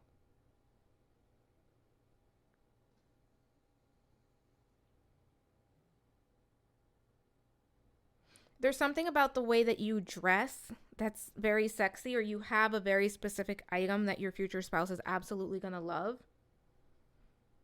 For someone here, it could be like bedroom attire, if you know what I mean. I did do the 18 plus first time with your future spouse over on Patreon. It's not behind a paywall. It's free. It just cannot be on YouTube because of the cards that were used and the things that were said.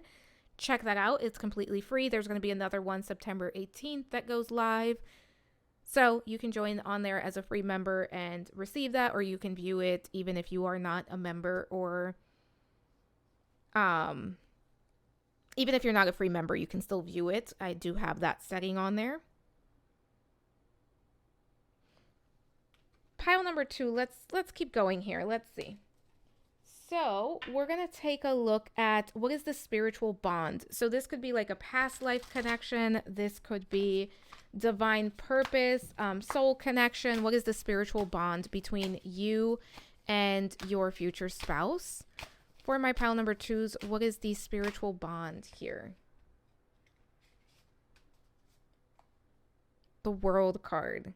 There's definitely a soul contract between the two of you. Let's take a look here. Strength. Queen of Pentacles. 10 of Swords. This feels like for some of you, this is a past life connection that never had an opportunity to...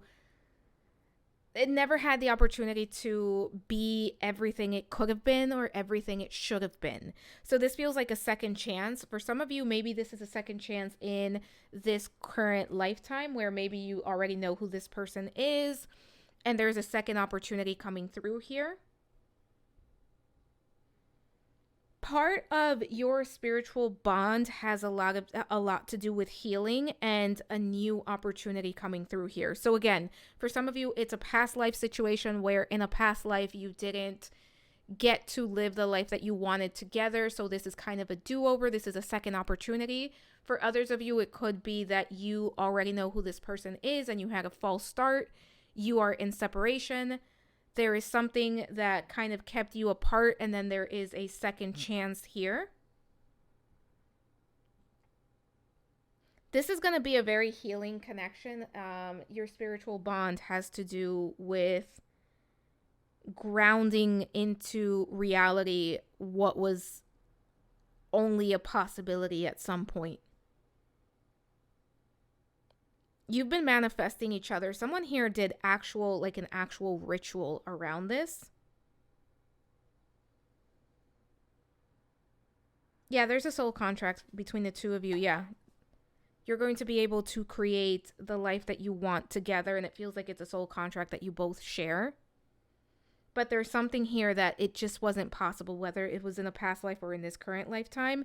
This is like a second... I want to say a second opportunity, but for some of you, it is going to be somebody new that you haven't met yet, even though it's a second opportunity because of a past life. Let's take a look. Pile number 2. So what is the gift that they're going to bring into your life? What is a blessing or growth that they're going to inspire in your life? So for my pile number 2s, what is a gift their future spouse is going to bring into their life?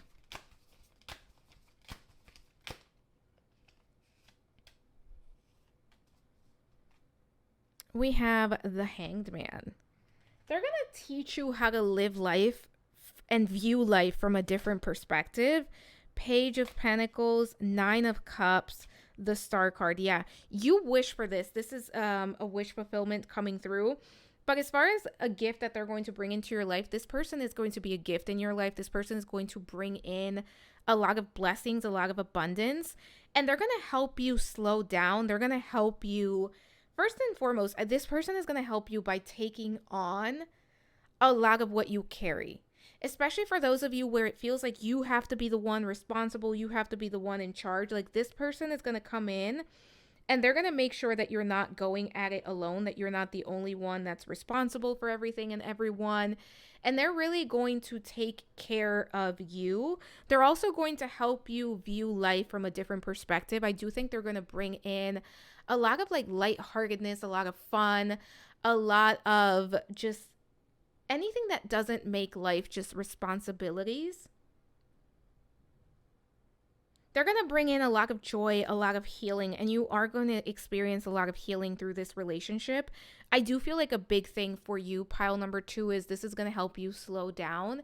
this is going to help you enjoy the present moment, because it feels like you're always on the go. You're always trying to do something else. You're always trying to catch up and get things, like almost like make things happen or get things to where you want them to be. Where it feels like your future spouse coming into your life, it really creates a lot of peace, but also a lot of like just space for you to exist and to enjoy your life. And I think a lot of that is because that this person is going to come in and really like actually help you as well. Pile number 2, let's take a look at your shared future. So what is the long-term path of your relationship? The long-term path of your relationship with your future spouse.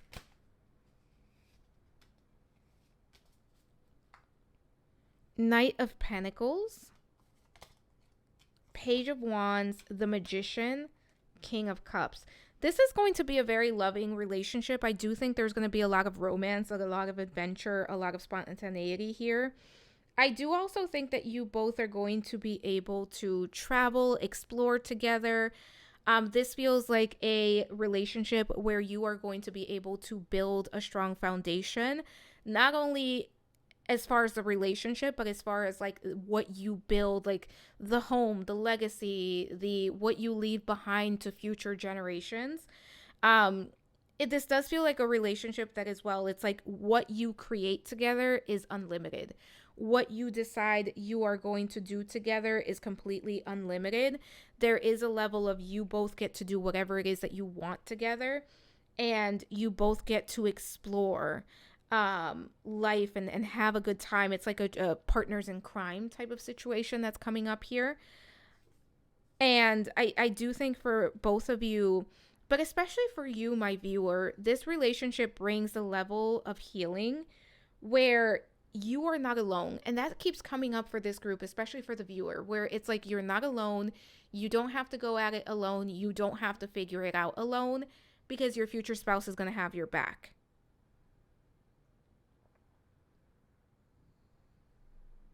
There's a lot of freedom for both of you to explore and for both of you to truly enjoy your lives.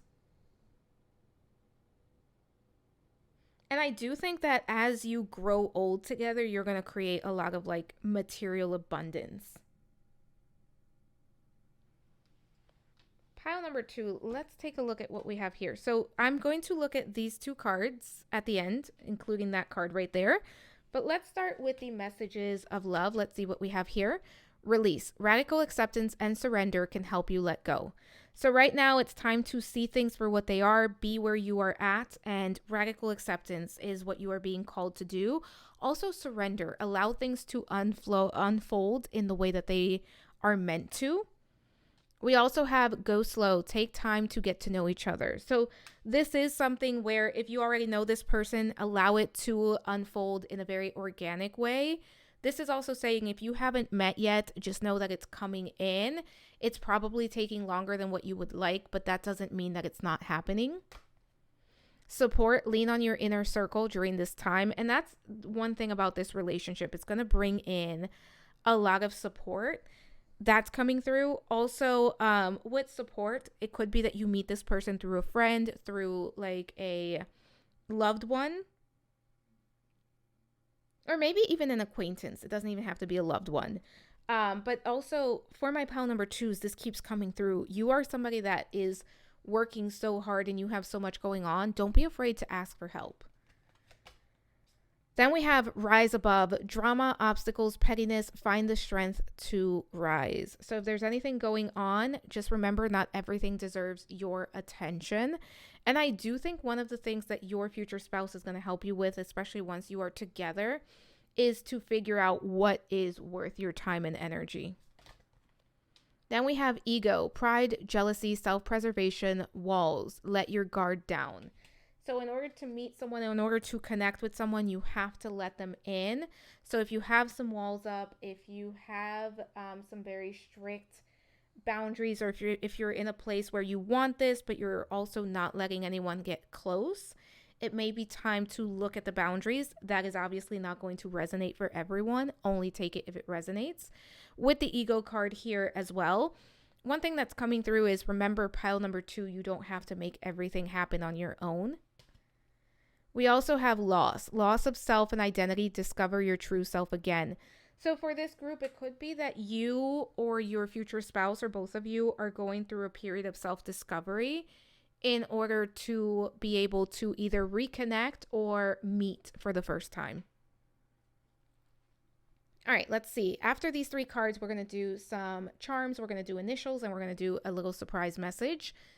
So let's see what this card here is. It says soulmate. Your soulmate is already with you in spirit. Believe this and they will manifest physically. Yeah, so this is a soulmate connection. Then this is the image. Ooh, sacred union. So honor and treasure your relationship, for it is truly sacred.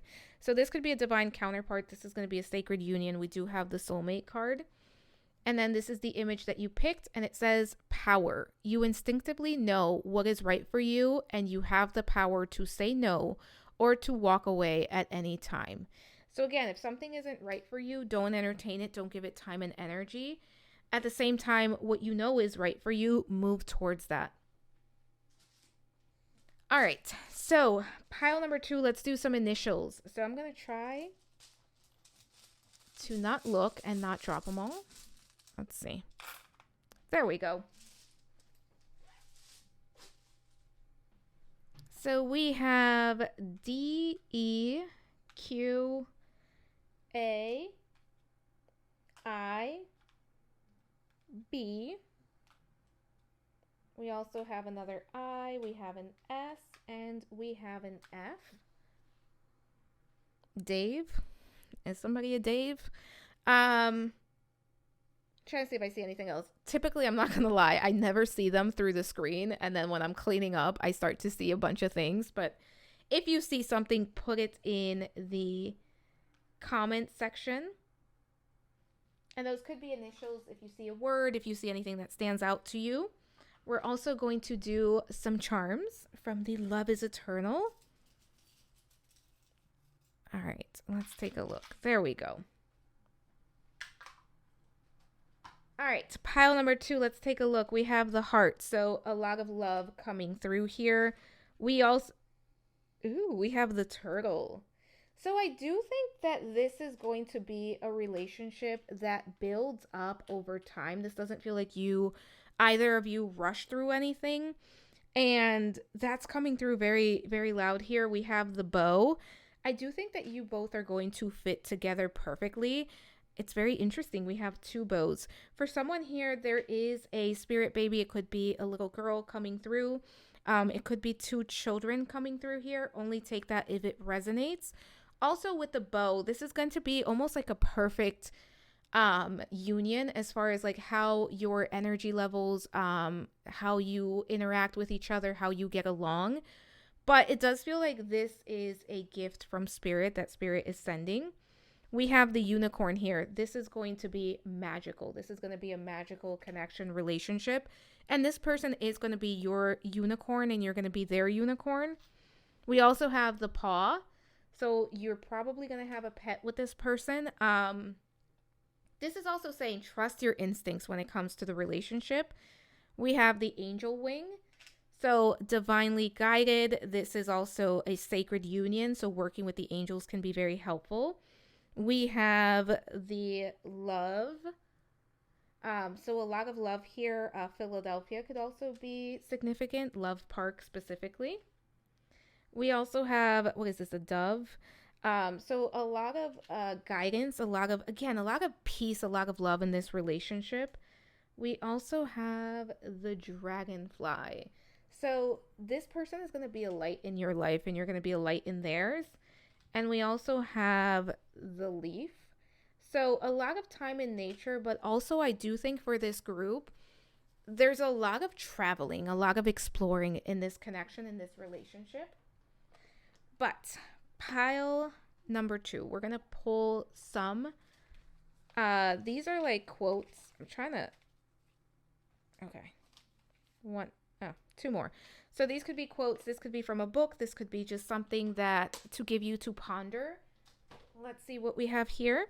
So we have trust your heart. If the seas catch fire, live by Live by love, though the stars walk backwards.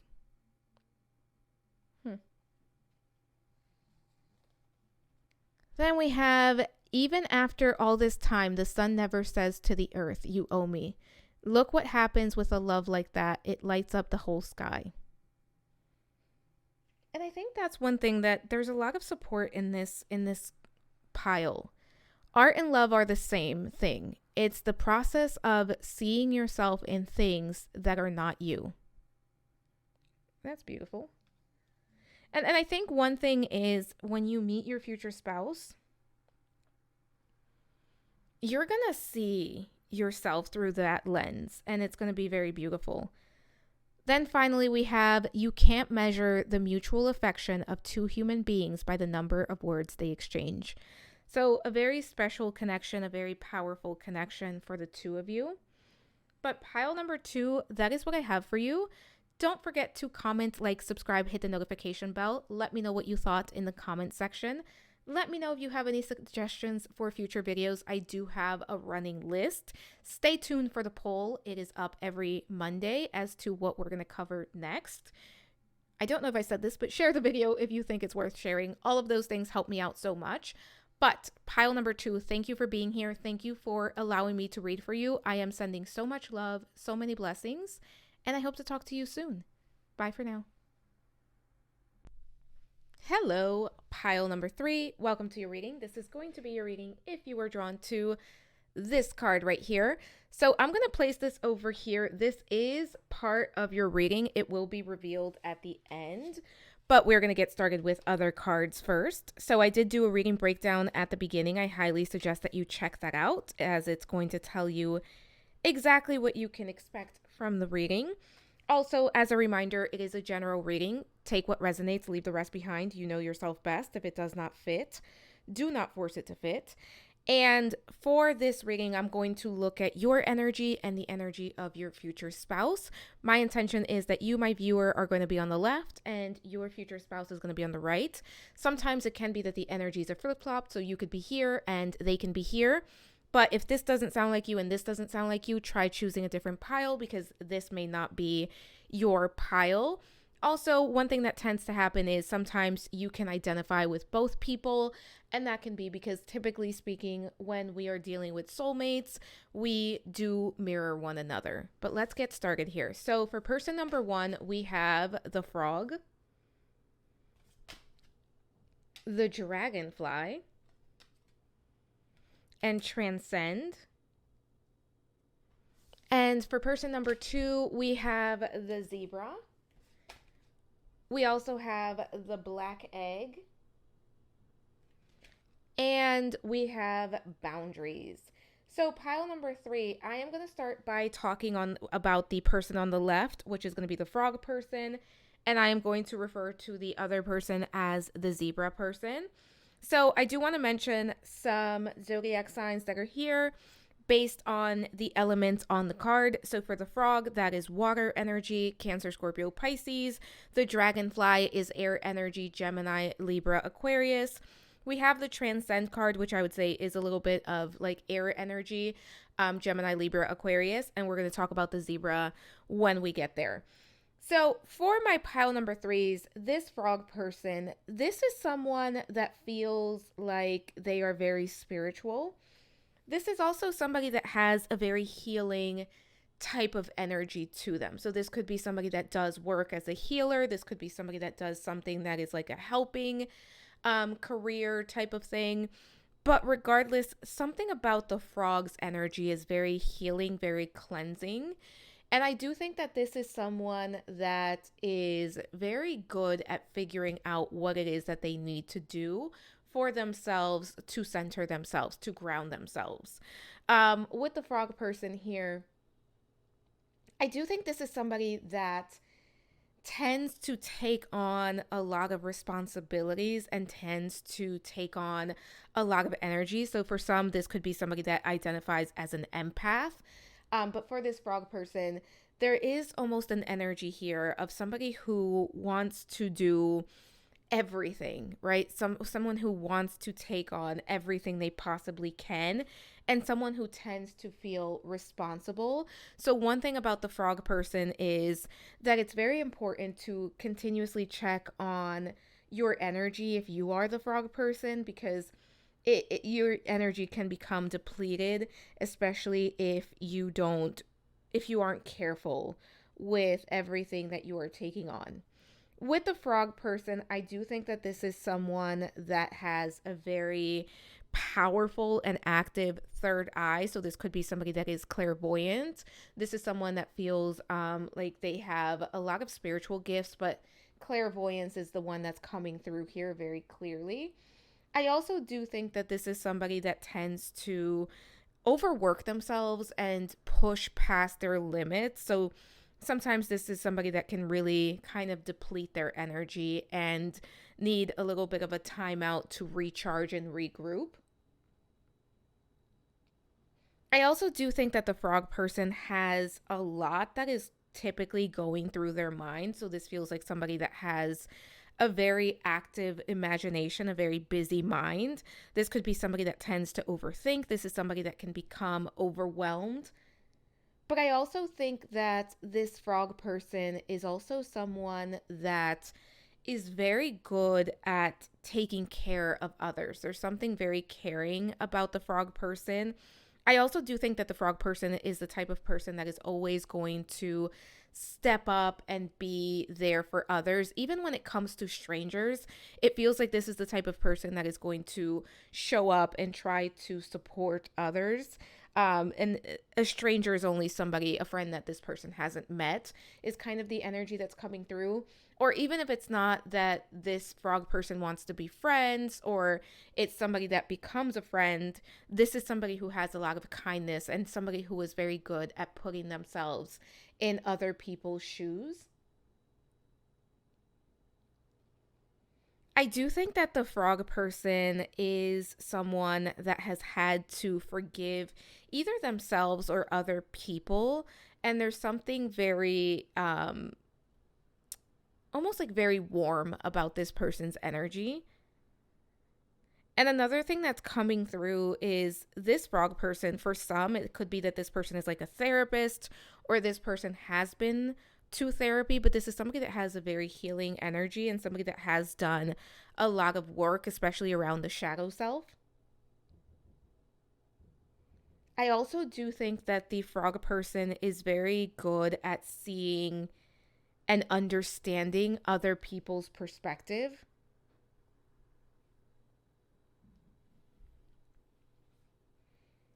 And this frog person is someone that has like a very, almost like the archetype that's coming through is the child magical archetype. There's something very magical, childlike about this person's energy. I also do think this is somebody that potentially has very powerful dreams and premonitions.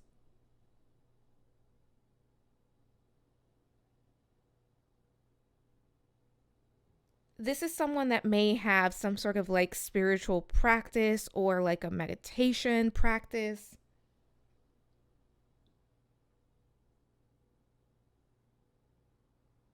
And at times, the frog person will become very restless. So, one thing that this person has to kind of master, and I think that for many has mastered, is grounding and knowing what they require, what they need. I do think that the frog person is very friendly, but I also think that this person is very reserved about who is allowed to be in their space.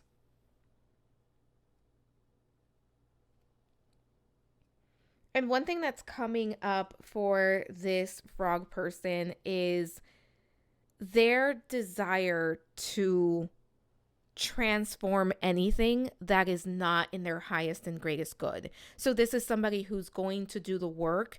This is someone who's going to face anything that comes up for them, as long as they don't have to like deal with situations that are difficult or that are not meant for them. So they're going to do the work. They're going to show up and face things head on to make sure that they're able to transcend. anything that comes through that isn't meant for them, or any experiences that are very limiting for them. I do think the frog person has a very strong connection to the spirit realm, especially the divine feminine.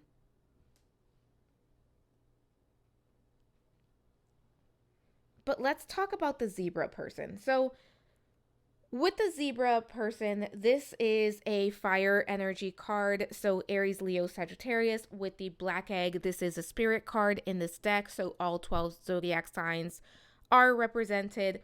And with the boundaries card, that would be some earth energy. So, Taurus, Virgo, Capricorn. But let's talk about who this is.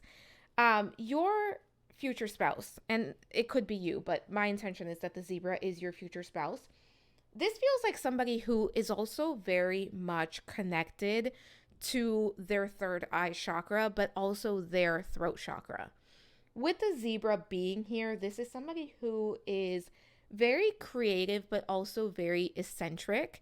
And I do feel like your future spouse or this zebra person is someone that is very enthusiastic, very optimistic, and this is someone who is always ready for adventure. This is someone who is always ready to take the next steps and kind of just figure out what they want to do next.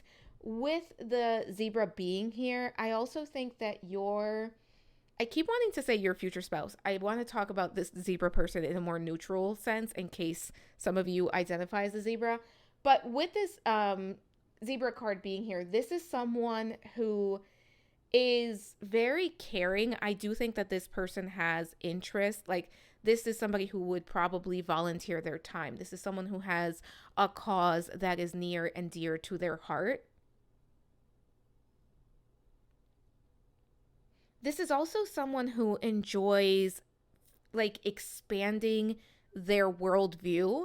I do feel like this zebra person really likes like trying different things, especially when it comes to like foods from other cultures or learning about other cultures. This could be somebody that also really enjoys traveling. And I do think something that these two have in common is that they do have like that childlike energy. They do have that child magical archetype energy coming through.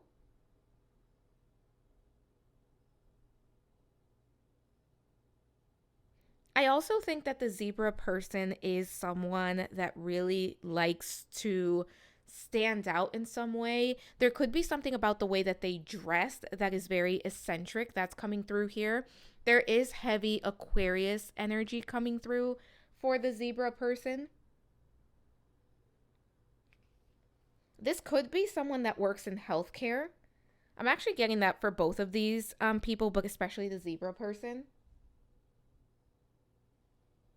I also do think that this zebra person is very straightforward, very blunt. This is someone who is going to be very honest, not in a cruel way, but somebody who is absolutely going to be honest. I do believe that the zebra person enjoys reading. This could be a reader, this could be somebody that enjoys writing as well, but reading is absolutely coming through. Books, this person could absolutely work with books or like in book publishing. One thing about the zebra person is this person does not deal with gossip. This person does not deal with petty drama. They absolutely will cut someone out if they bring that energy to them. Because again, the zebra person is very direct and to the point. So this isn't somebody who likes drama or who likes to like gossip.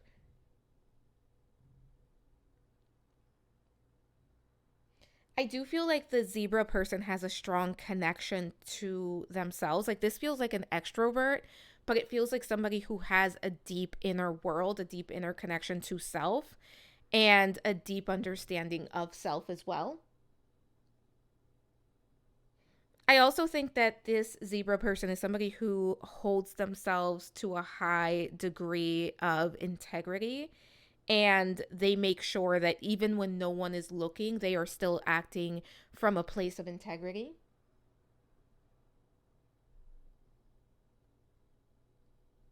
I do think this is somebody who is very creative, who has a lot of ideas. This could be someone that has like a lot of hobbies, a lot of projects that they're working on. Even if this person has like a 9 to 5 type of career, they may also have something on the side, and it could be that they work on a lot of creative projects on the side. I do think this person has a very beautiful, it's like penmanship, or they could be like an artist of some sort, like maybe drawing, painting is coming through.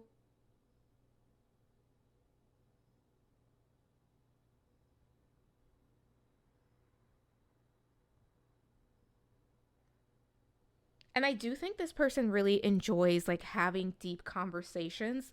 But one thing about this zebra person is they do have a very firm boundaries with what they allow and the type of energy that they allow to be around them. Pile number 3, we are going to look at what your future spouse's appearance and vibe is. So, how do they present? We're going to get as much information as possible, as always, especially with this portion. Just keep in mind it's a general reading, so take the parts that resonate. For my pile number 3s, what is their future spouse's appearance, vibe? How do they present outwardly? And for your pile, I'm sorry, I just forgot to mention this. I am using the Unfolding Path Tarot. It's actually one of my favorite decks right now. Bottom of the deck, what do we have? The 6 of Cups. Pile number 3, it's very interesting, but one thing that's coming through is you are going to find this person attractive. This person feels like they are your type. Like, this isn't the type of person that like they're not your type and you kind of fall for them. This is like your type. This is what you would ask for. We have the Hermit card. We have the 5 of Wands. And we have the Queen of Swords. So as far as appearance, this is somebody that does kind of show up. I'm going to talk about the vibe first because this is coming through. But this is somebody that absolutely has a no nonsense type of vibe to them. Like, this isn't somebody that you're going to play games with or anyone is going to want to play games with. They come across as very almost like there's a very stoic energy to them, but there's also like a very confident energy that they give off. This is someone that comes across as like somebody that can command the room that they're in, someone that really grabs the attention. For many of you, this person is going to be like light skin, fair skin, dark hair. For some of you, this could be like hazel eyes, green eyes, but I'm seeing like dark hair. For some of you, it's going to be black hair. For someone here, take it if it resonates. This person may have like a bit of salt and pepper. I'm also seeing like lighter brown hair coming through as well.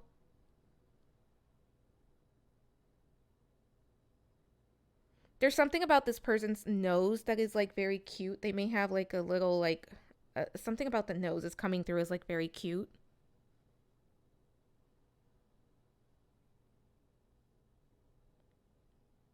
I'm seeing like this is someone that has like really nice arms.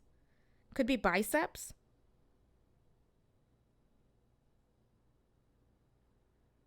This feels like somebody who dresses very they don't dress like everyone else. There's something very eccentric about the way that they dress, but it works for them. Like, they have a very defined style. It's almost like their style isn't something that other people necessarily have. It could be like they like combined different elements. I will say, regardless of your future spouse's age, they come across as more mature than their age. Like, there's something very wise about their presence. Let's take a look here. We're going to pull some physical features. So for this portion, as I said, take it as it resonates. It's going to be different people watching. So not everything is going to make sense for everyone. Take the ones that resonate for you.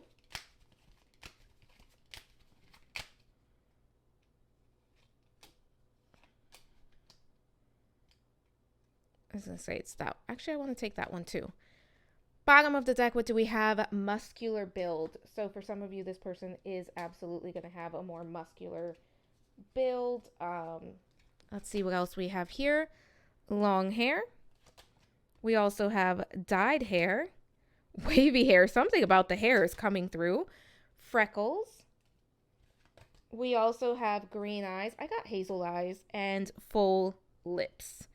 So those are some physical features that want to come through here. Take those as they resonate. I'm going to put that there. I was getting like hazel eyes. I could absolutely see green eyes. I was getting darker hair. I could absolutely see wavy hair for someone here. They may dye their hair. And then the muscular build. And then we have tattoos. So some of them may have tattoos. I do think if this person has tattoos, pile number 3, it's not going to be like your run-of-the-mill tattoos. Like this person is going to be very original. And their tattoos are going to be very significant to them. For some of you, if they have tattoos, they may have designed their own tattoos because there's something very artistic about them. Someone here this person may be a tattoo artist, even if it's like a side kind of gig type of thing that they do.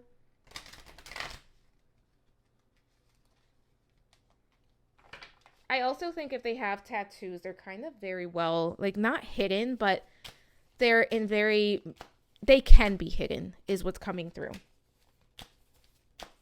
So for my pile number 3s, how will you recognize your future spouse? How will you recognize them? How will you recognize your future spouse? Bottom of the deck, we have the 3 of Swords. Interesting. Let's see what else we have here. We also have the Queen of Wands, the Moon card, and the 2 of Pentacles. Pile number 3, you're going to recognize your future spouse because they're going to bring in a very different energy into your life. I do think for some of you, the way that you're going to recognize your future spouse is because they're going to make you feel completely different than what you have felt like in the past. This is somebody who's going to almost like make you feel like this Queen of Wands. And who is the Queen of Wands? She is bold, confident. She walks her own path, right? She is not afraid to go down the road less traveled. She is not afraid to live life to the beat of her own drum. So I do feel like this is somebody who is going to kind of meet your weird, and I mean that in the best way possible. Like it feels like this is somebody who you're going to have a lot in common with, and very early on you're going to realize like there's something about the 2 of you that you connect with. It could be like a hobby, it could be an interest, it could be like a niche type of hobby or interest that not everybody is aware of or not everybody is into. For someone here, cosplay is coming through, something along those lines. But it's like your future spouse is really going to encourage you and they're going to make you feel very comfortable. And I almost feel like you connect with this person. This isn't going to be for everyone, but for a few of you, you're going to connect with this person after a difficult period in your life. It could have been after a breakup, and there's like a no pressure, we're just friends, we're just vibing, we're just hanging out, and it kind of builds into something more. Or like you meet and immediately it's not like let's start dating right away or let's get into the romance part right away. It feels very like pressure free. I don't want to say casual because I do think that once you both realize you like each other, you're going to be very intentional. But it does feel like when you meet, you may not meet with the idea or the intent of like, I'm looking for someone to date type of thing.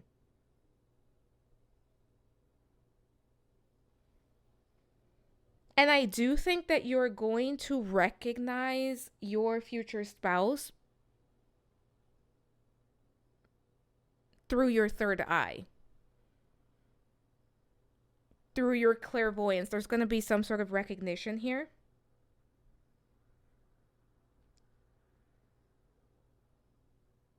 There's also something about your future spouse that feels like they are able to kind of bring in something that you haven't found before. And it's going to be different things for different people, but there's a sense of this is what I have been missing, and this person has that. We have the Knight of Cups. Yeah, this person is going to also be like your future spouse is going to be absolutely very charming and like very romantic, but I also think that there's a very no pressure start to this for many of you, where it's not like we're going in with the intention of dating immediately. It feels like very organic in the way that it works out. You may meet this person through something that you're both interested in. So let's take a look at your future spouse's love language. So how do they give and receive love? How does your future spouse give and receive love? Let's take a look here. When it comes to love language, I want that one too. How do they give and receive love? Ooh, we have the 10 of Swords. This is somebody who is very supportive. This is somebody who is very, like, there's something very supportive about them. And I do feel like this is the type of person that they're going to like do whatever it is that they need to do to make sure that you're taken care of. Let's take a look here before I say what I'm going to say. The 4 of Cups, the 6 of Wands, we have the 5 of Cups, and the 10 of Pentacles. Your future spouse is going to have your back. Your future spouse is going to take care of you. Your future spouse, this is what I was going to say, but I wanted to see these cards before I said it, but it almost feels like your future spouse is going to be willing to go to war for you. This is going to be someone who's going to stand up for you. This is going to be someone who's going to make sure that you are taken care of. And I don't mean like just financially or like providing in that sense, but this feels like somebody who wants to make sure that mentally and emotionally you are taken care of. This feels like somebody that you're going to be able to talk to about any issues that you're having. Like if you're having some issues at work, this is the type of person that is going to want to hear about it. They're going to want to support you. They're going to want to make sure that you are taken care of. This is also somebody who is willing to kind of step up and be there for you and do things for you that maybe you haven't fully experienced just yet. But as far as love language, I would say that for your future spouse, their love language is acts of service. Words of affirmation are coming through here.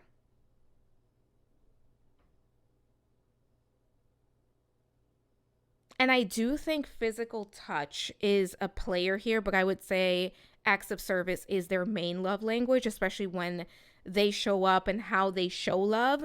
How they receive love, I do think this is somebody that really enjoys having like that words of affirmation. And I do think that this is someone that really enjoys having a partner that allows them to be there for them. Like this person really enjoys taking care of their loved ones, and that's going to be very important for them. One thing about your future spouse is they're going to make sure that you're never feeling lonely, that you're never feeling alone, and that you're never feeling hopeless. This is somebody who's going to uplift you. This is someone who is going to really be tuned in to what's going on for you emotionally.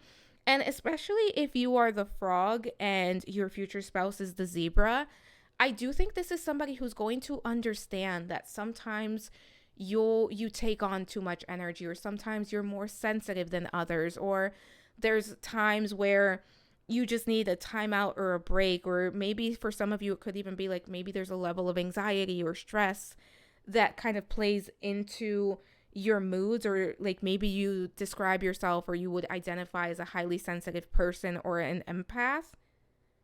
Your future spouse is going to know that, and they're going to kind of anticipate what you need.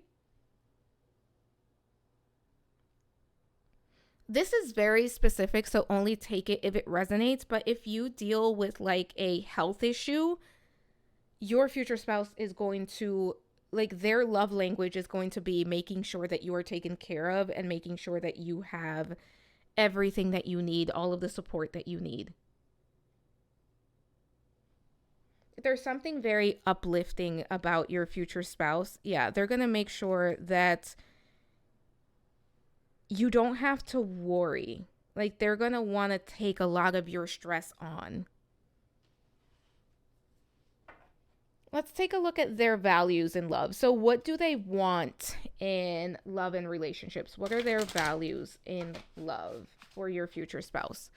For my pile number threes, what is my pile number three's values in love? What do they want most in love and relationships?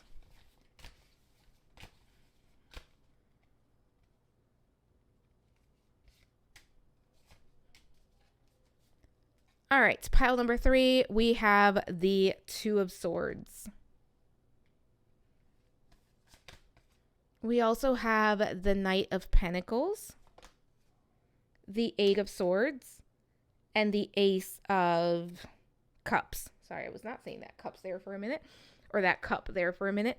So, what your future spouse really values in love, what they really want in love, I think this is somebody that really wants someone who is all in.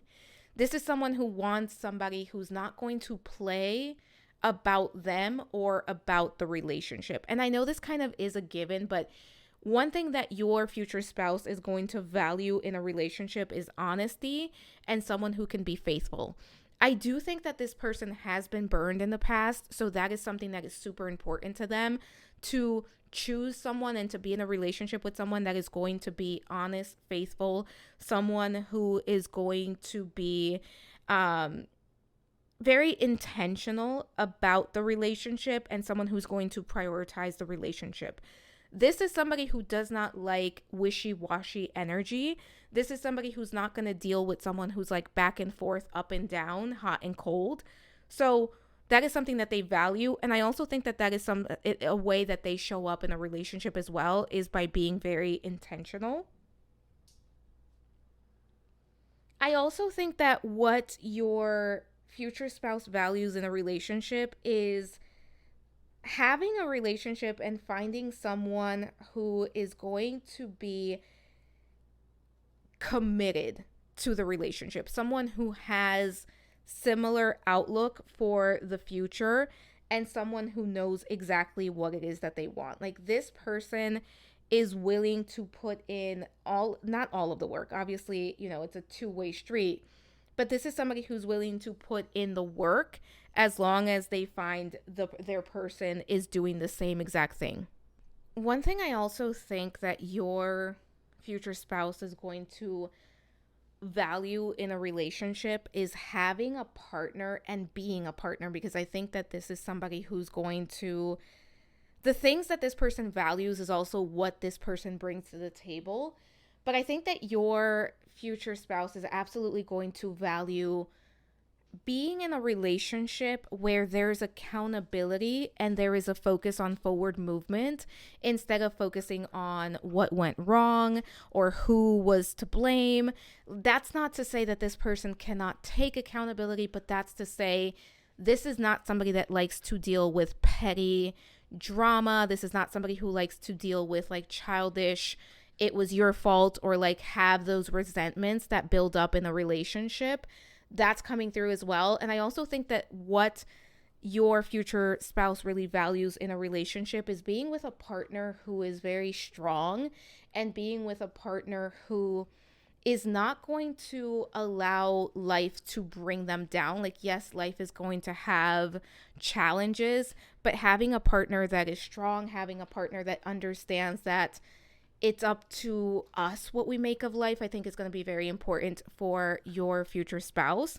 I also think that this is somebody who wants to be in a relationship with someone that has a lot of self-respect, a lot of self-love, and having a relationship where both parties can be vulnerable and both parties can take care of one another and be there for one another is very important for your future spouse. And I will say, with this Ace of Cups being here, I do think that your future spouse really does want someone and needs someone who is emotionally available. Also, someone who isn't carrying the past into the current relationship, someone who isn't allowing what other people have done or their own past to kind of color how they move forward in their own relationship. That's coming through here as well. But pile number 3, let's take a look at your future spouse's shadow side. So I wanted to bring this part in just because we're all human. We all have these shadow sides, right? So this is going to be any challenges, flaws, or lesson that your future spouse is currently working through. So for my pile number 3s, what is my pile number 3's future spouse's shadow side? We have, bottom of the deck, we have the King of Swords. I do think this is somebody who is working on kind of their delivery. I did say this about your future spouse earlier, but this is somebody who is very honest. This is somebody who can be very blunt.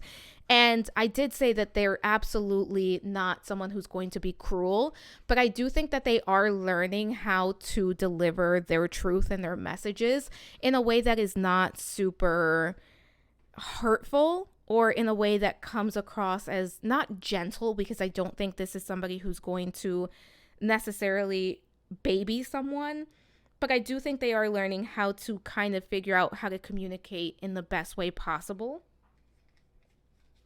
Let's see what else we have here. So we have the 7 of Wands, the 2 of Cups, and the Wheel of Fortune.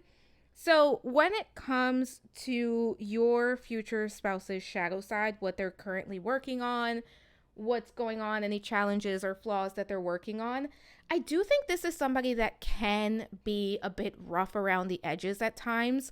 And I do think that's why this King of Swords and especially the 7 of Wands is here, because this does feel like somebody that has very good boundaries, but sometimes maybe the boundaries are a bit too firm, a bit too strict. So that's coming through.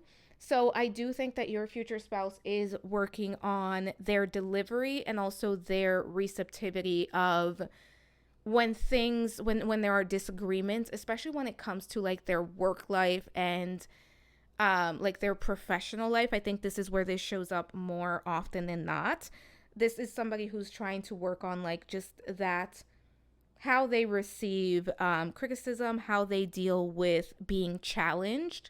I also do think that your future spouse has been actively working on doing some healing around love and relationships. And I do think that when you meet or when you reconnect, in case this is somebody that you already know, this is going to be someone that is going to be in a much better place when it comes to love and relationships. I did get this earlier for your future spouse, but it does feel like this is somebody who has been burned. This is somebody who has been hurt in the past. So I do think this is somebody that maybe was betrayed, maybe somebody cheated on them, something along those lines. So it is something that they are working on to be in a place where they can receive love and they can be ready for a relationship. But one thing I will say about your future spouse is this is not somebody who's going to actively date and look for a relationship or be open to a relationship until they are fully ready. Like this person is going to be very intentional about being fully ready. I don't want to say fully healed because I think healing is like the layers of the onion. There's always something there that can be worked on, but I do think that they are going to be very actively focusing on, or at this point in time, they are actively focusing on being in a place where they can be in a healthy relationship and they can receive love and they can give love. And for some of you, I do think this is someone that has been single for a while. So it could be that by when you connect, it's something very new to them that they have to kind of learn to compromise and deal with, or it's something that they're kind of working on their own to be in a place where they can be open to a relationship, to a connection, and they can be open to receiving love and giving love. Because I do think that this person has done a lot of healing, but I also think that this person took a bit of a time out and now they're kind of preparing for that reconnecting for that, like being in a relationship and being open to being in a relationship, if that makes sense. So let's take a look at what attracts them to you. What is something that they're gonna love about you, pile number 3. So for my pile number 3s, what is their future spouse going to love about my pile number 3s? Some of you, it's the neck area. Feels like this is about to get very 18 plus. All right, so this is not an 18 plus rating. We're going to keep it nice. We have the High Priestess. This is actually very sweet because your future spouse is absolutely going to, I think physically speaking, obviously that's a given. This is somebody who's going to be attracted to you. There's going to be that passion there. There's going to be that attraction between the two of you, and you're going to share that intimacy. But I think what's beautiful is that your future spouse is going to love you for who you are, all of you, everything that you bring to the table. And I really get that your future spouse is going to love like your soul, your spirit, the way that you carry yourself, the way that you react in the world. And I do think for my pile number 3s, your future spouse is going to love how sensitive and kind you are, because I don't think that they've necessarily met people that are as sensitive and as kind. Like this feels like a pile where you may be the type of person that like you're watching a show or a movie and you're crying, or like you have so much empathy and sympathy for others. Let's take a look at what we have here. So we have the Knight of Cups. We have the King of Cups. Okay. And we have the 10 of Swords. So pile number 3, when it comes to what your future spouse is going to love about you, I did get this, but there's something about like the neck area. I did do an 18 plus your first time with your future spouse on my Patreon. It is free. You do not have to be a member. You do not have to pay to access it. It just cannot live on YouTube because of YouTube rules and the types of cards and things that were said. So you can check that out. But, and there will be another one coming on September 18th on Patreon that is also going to be free. Again, they have to live there because of the subject matter and because I can't have them be live and public on YouTube. So check that out if you want to check that out. But there's something about like the neck area. There's something about the ears for this group. I do think this is somebody who's going to like whisper sweet nothings into your ear. I also like that this is somebody that may have like, they may like some neck kisses, if you know what I mean. But as far as what is going to attract them to you, it's your soul, it's your essence, it's how kind you are, how compassionate you are, how sensitive you are. I do think that this is somebody who's just going to love, like I said, your soul, your spirit. This is also going to be someone that's going to absolutely love just how romantic you are. I think that there's something very thoughtful about you, pile number 3, about how you do things for others, especially for your partner, that is going to be very attractive to your future spouse. I also think that this is going to be someone who's going to be very attracted just to your story, to how much you have been through, how much you have experienced, and how you haven't allowed any of that to change who you are. I also think that you are very different from previous partners and from previous people that your future spouse has met. And that's going to be very interesting to them. It's going to captivate them. I think for both of you at the beginning, there's going to be a level of like, is this true? Is this real? Or, you know, is this person real? Is this person really who they say they are? Because there's a lot of interest here. And there's a lot of like, you are each other's ideal, but you haven't found anyone like each other in your lives. I will also say, I do think that your future spouse is going to love like how hopeful and optimistic you are, even when faced with hardship.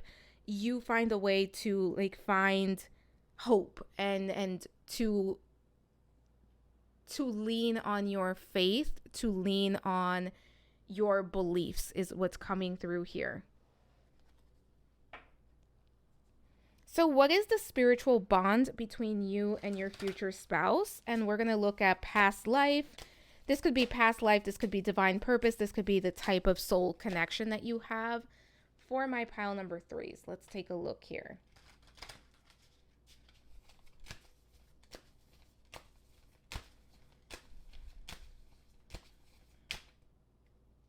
Let's take a look at the soul bond between the two of you. So we have the Five of Pentacles as the spiritual bond. Let's see what else we have here. We also have the Three of Swords. We have the Nine of Wands. And we have the Seven of Pentacles. It's very interesting, pile number three, because part of your spiritual bond, this almost feels karmic, but not in the sense of like how we usually talk about karma. Now, I do want to clarify, in my opinion, karma is not good or bad. It's just cause and effect. But when I say that this feels karmic, it almost feels like both of you have earned each other through life experiences. And it's almost like karma is giving you the gift of each other because of all of the challenges and hardships and just tough moments that you have both experienced in love and relationships. Because I do think that this is a group where obviously everybody has pretty much been through a breakup, right? If you've been in a relationship, there was a breakup, and more times than not, sometimes, or I should say sometimes, it's not a it's not a mutual thing, or it's not a thing that ends super well. But I think for this group specifically, you have both dealt with relationships that have been very hard and not like on the up and up. Like, it could be that there was betrayal. It could be that you dealt with people that were playing games. Like, it just feels like your experience in love has been less than ideal. And even if you've never been in a relationship, it just feels like there's been a lot of like hardship in your love life. Like, your love life is probably something that you would describe as very stressful. And it feels like this relationship, the spiritual bond or the reason for this relationship, is because you have both earned it through experiences of heartbreak, through experiences of sadness, and through experiences of just very challenging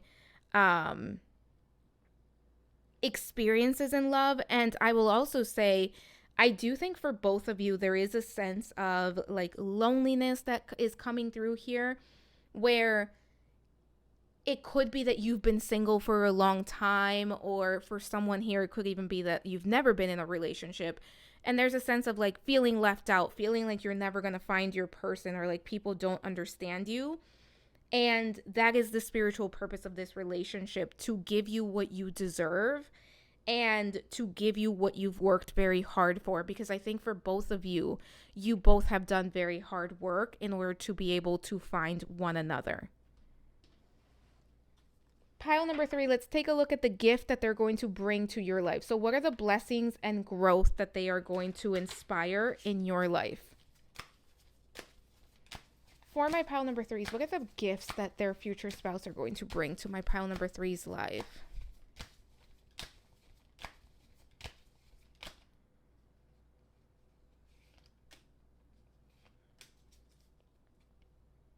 We have the Ten of Wands.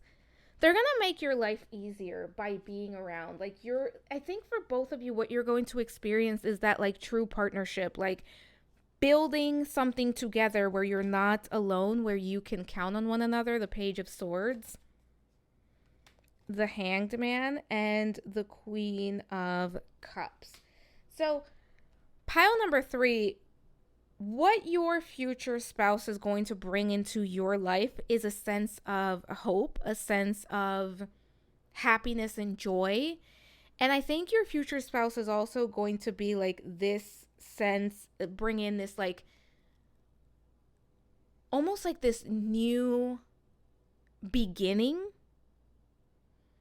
And emotionally speaking, your future spouse is going to bring in a lot of fulfillment and a lot of like support, like that I don't have to do it alone.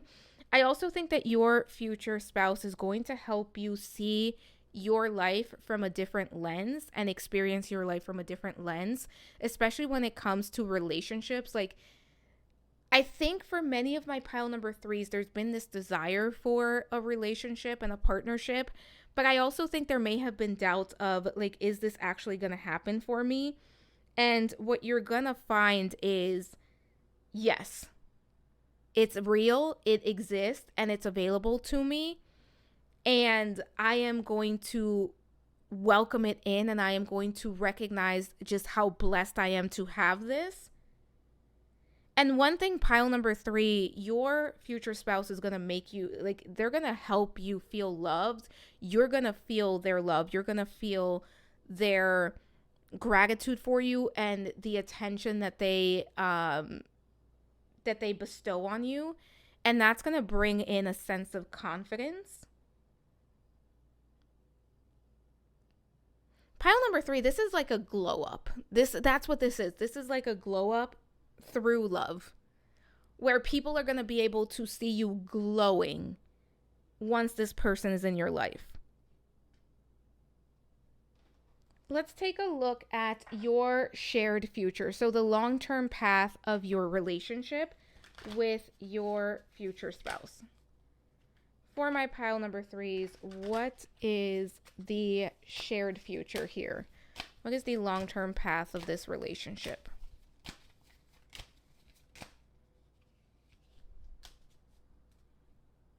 We have the Six of Swords.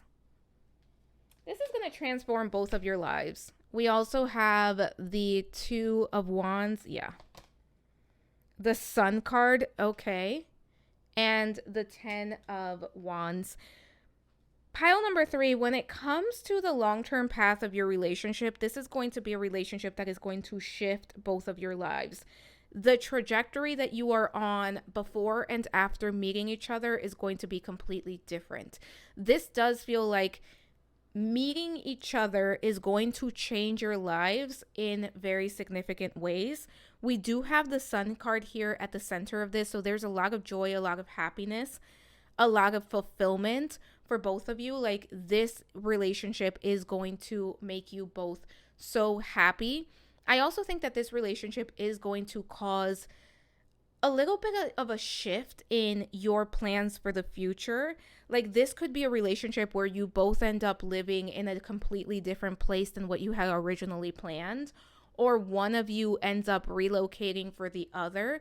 There's a sense of something that shifts, something that kind of changes on one or both of your paths as a result of you meeting each other and being in this relationship. I also think a big thing for your path together and long-term relationship is going to be that you are both going to be able to kind of lighten the load, especially with what you are carrying and what you are taking on. It's that sense of, I am not alone. I don't have to do it alone. So I have somebody to help me on my path and someone to walk my path with me. So true partnership is coming through here. There's a lot of success here as well, but I do think that you both are going to end up kind of, it almost feels like whatever you think your life is going to be now is going to be different than what it's actually going to be, and it's a result of this relationship. And it could be where you end up living, where you end up relocating, or what you end up doing. But regardless, it's a very happy life that's coming through here.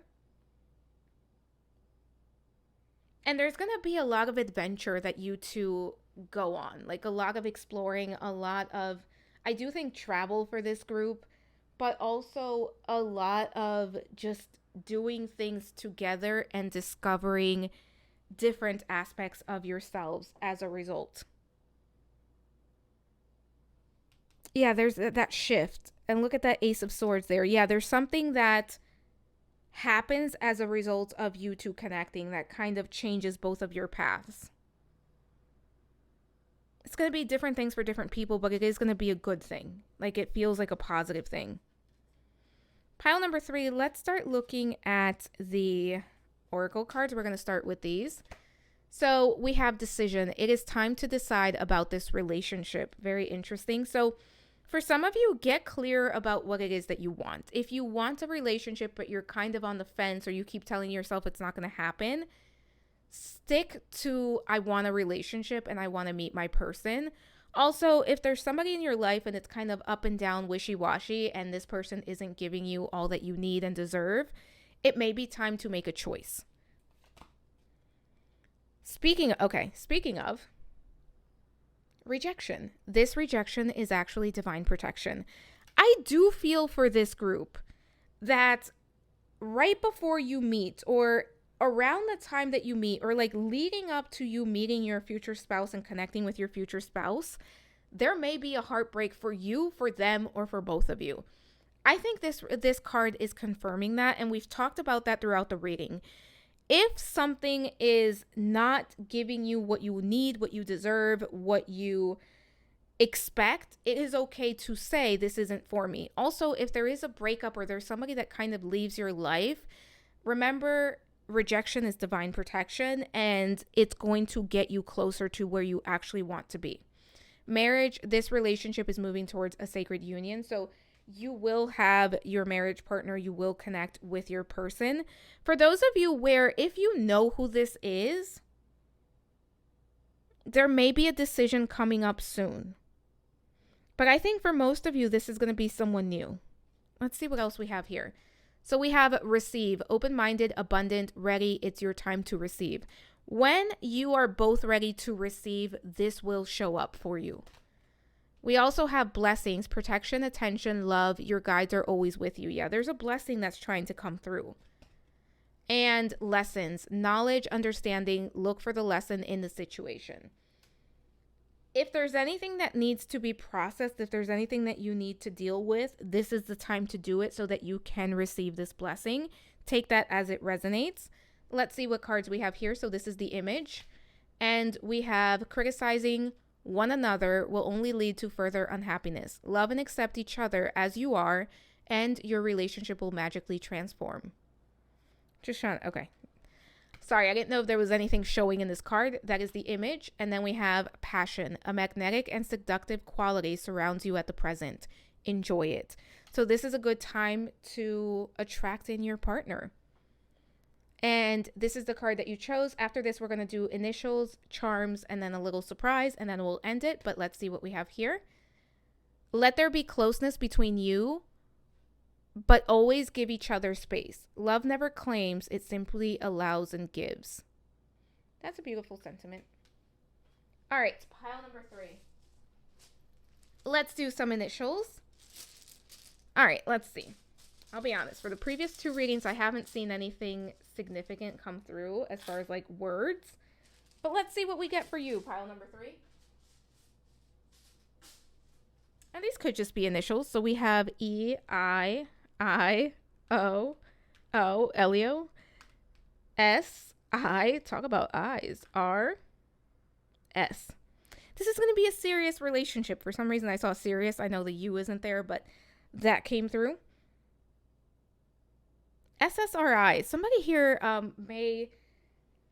I think the frog person specifically could be somebody that deals with like depression and anxiety. Like if you think that you're not... If that's the case and you think you're not going to find someone, just know that your person is out there and this person is going to love you. This person is going to care for you, and this person is not going to care that you deal with depression, or they're not going to get angry at you or anything like that is what's coming through. Let's see what we have as far as charms. Look at my little trinket box. Love is eternal with Jack and Sally. All right, so I'm trying not to look. Let's see here. All right, pile number 3. Let's see what we have. So we have the owl. A lot of wisdom between the two of you. Also, you could be night owls. You could be into like staying up late and having late night talks. We have the cat. I do think independence is going to be very important for the both of you and keeping your independence. Also, with the cat being here, very playful energy. And I do also think it's possible that you're going to have a pet cat, or someone here could already have a pet cat. We have this beautiful green leaf. There we go. Time in nature, also the heart chakra. It could be very helpful to work with the heart chakra. I actually just noticed this. We have two kiddos. So maybe there will be two children in this relationship. It could also be twins. That's coming through, but also allowing your inner child to come out and play and working with your inner child. The flower, I do think that your future spouse is going to absolutely love your sensitivity. Also, this is somebody that's probably going to get you some flowers. We also have the starfish. For some reason, I'm thinking of, oh my God, Aquamarine when she had the starfish as earrings. And what were they saying? Like they were just giving compliments. I think your future spouse is going to give you a lot of compliments, but I also think that you're going to be their star. They're going to absolutely love and admire you. All right, and we're going to look in here for some quotes, some things that you can kind of think about, ponder any information that wants to come through. I'm trying to do this. Okay. There we go. One more. There we go. All right. Pile number 3. Let's see what we have here for you. So we have love doesn't just sit there like a stone. It has to be made like bread, remade all the time, made new. And I do think this is a relationship that is constantly going to evolve and grow. You are the answer to every prayer I've offered. You are a song, a dream, a whisper, and I don't know how I could have lived without you for as long as I have. Nicholas Sparks. I do think your future spouse has a little bit of a poet inside of them, and I would not be surprised if they say things like that. Also, maybe you have a favorite Nicholas Sparks book. Oh my God, I haven't actually read Nicholas Sparks. I was going to say it's been long. The Notebook was, no. Safe Haven? Is that a movie? The Choice is my favorite Nicholas Sparks movie. Anyways, finally we have if you like her, if she makes you happy, and if you feel like you know her, then don't let her. Ooh, 2 Nicholas Sparks. Very interesting. 2 Nicholas Sparks. For some of you, maybe there's a favorite Nicholas Sparks movie that you need to watch or rewatch or read the book or something along those lines. But yeah, that is what I have for you, pile number 3. Don't forget to comment, like, subscribe, hit the notification bell, share the video if you think it's worth sharing. All of those things help me out so much. Also, if you have an idea of what you'd like to see next, leave it in the comments. I do have a running list. Everything will eventually get done. And stay tuned for the poll for next week's reading. I post them every single Monday, so be sure to vote. But yeah, that is what I have for you. Thank you for being here. Thank you for allowing me to read for you. I am sending so much love, so many blessings, and we will talk soon. Bye for now.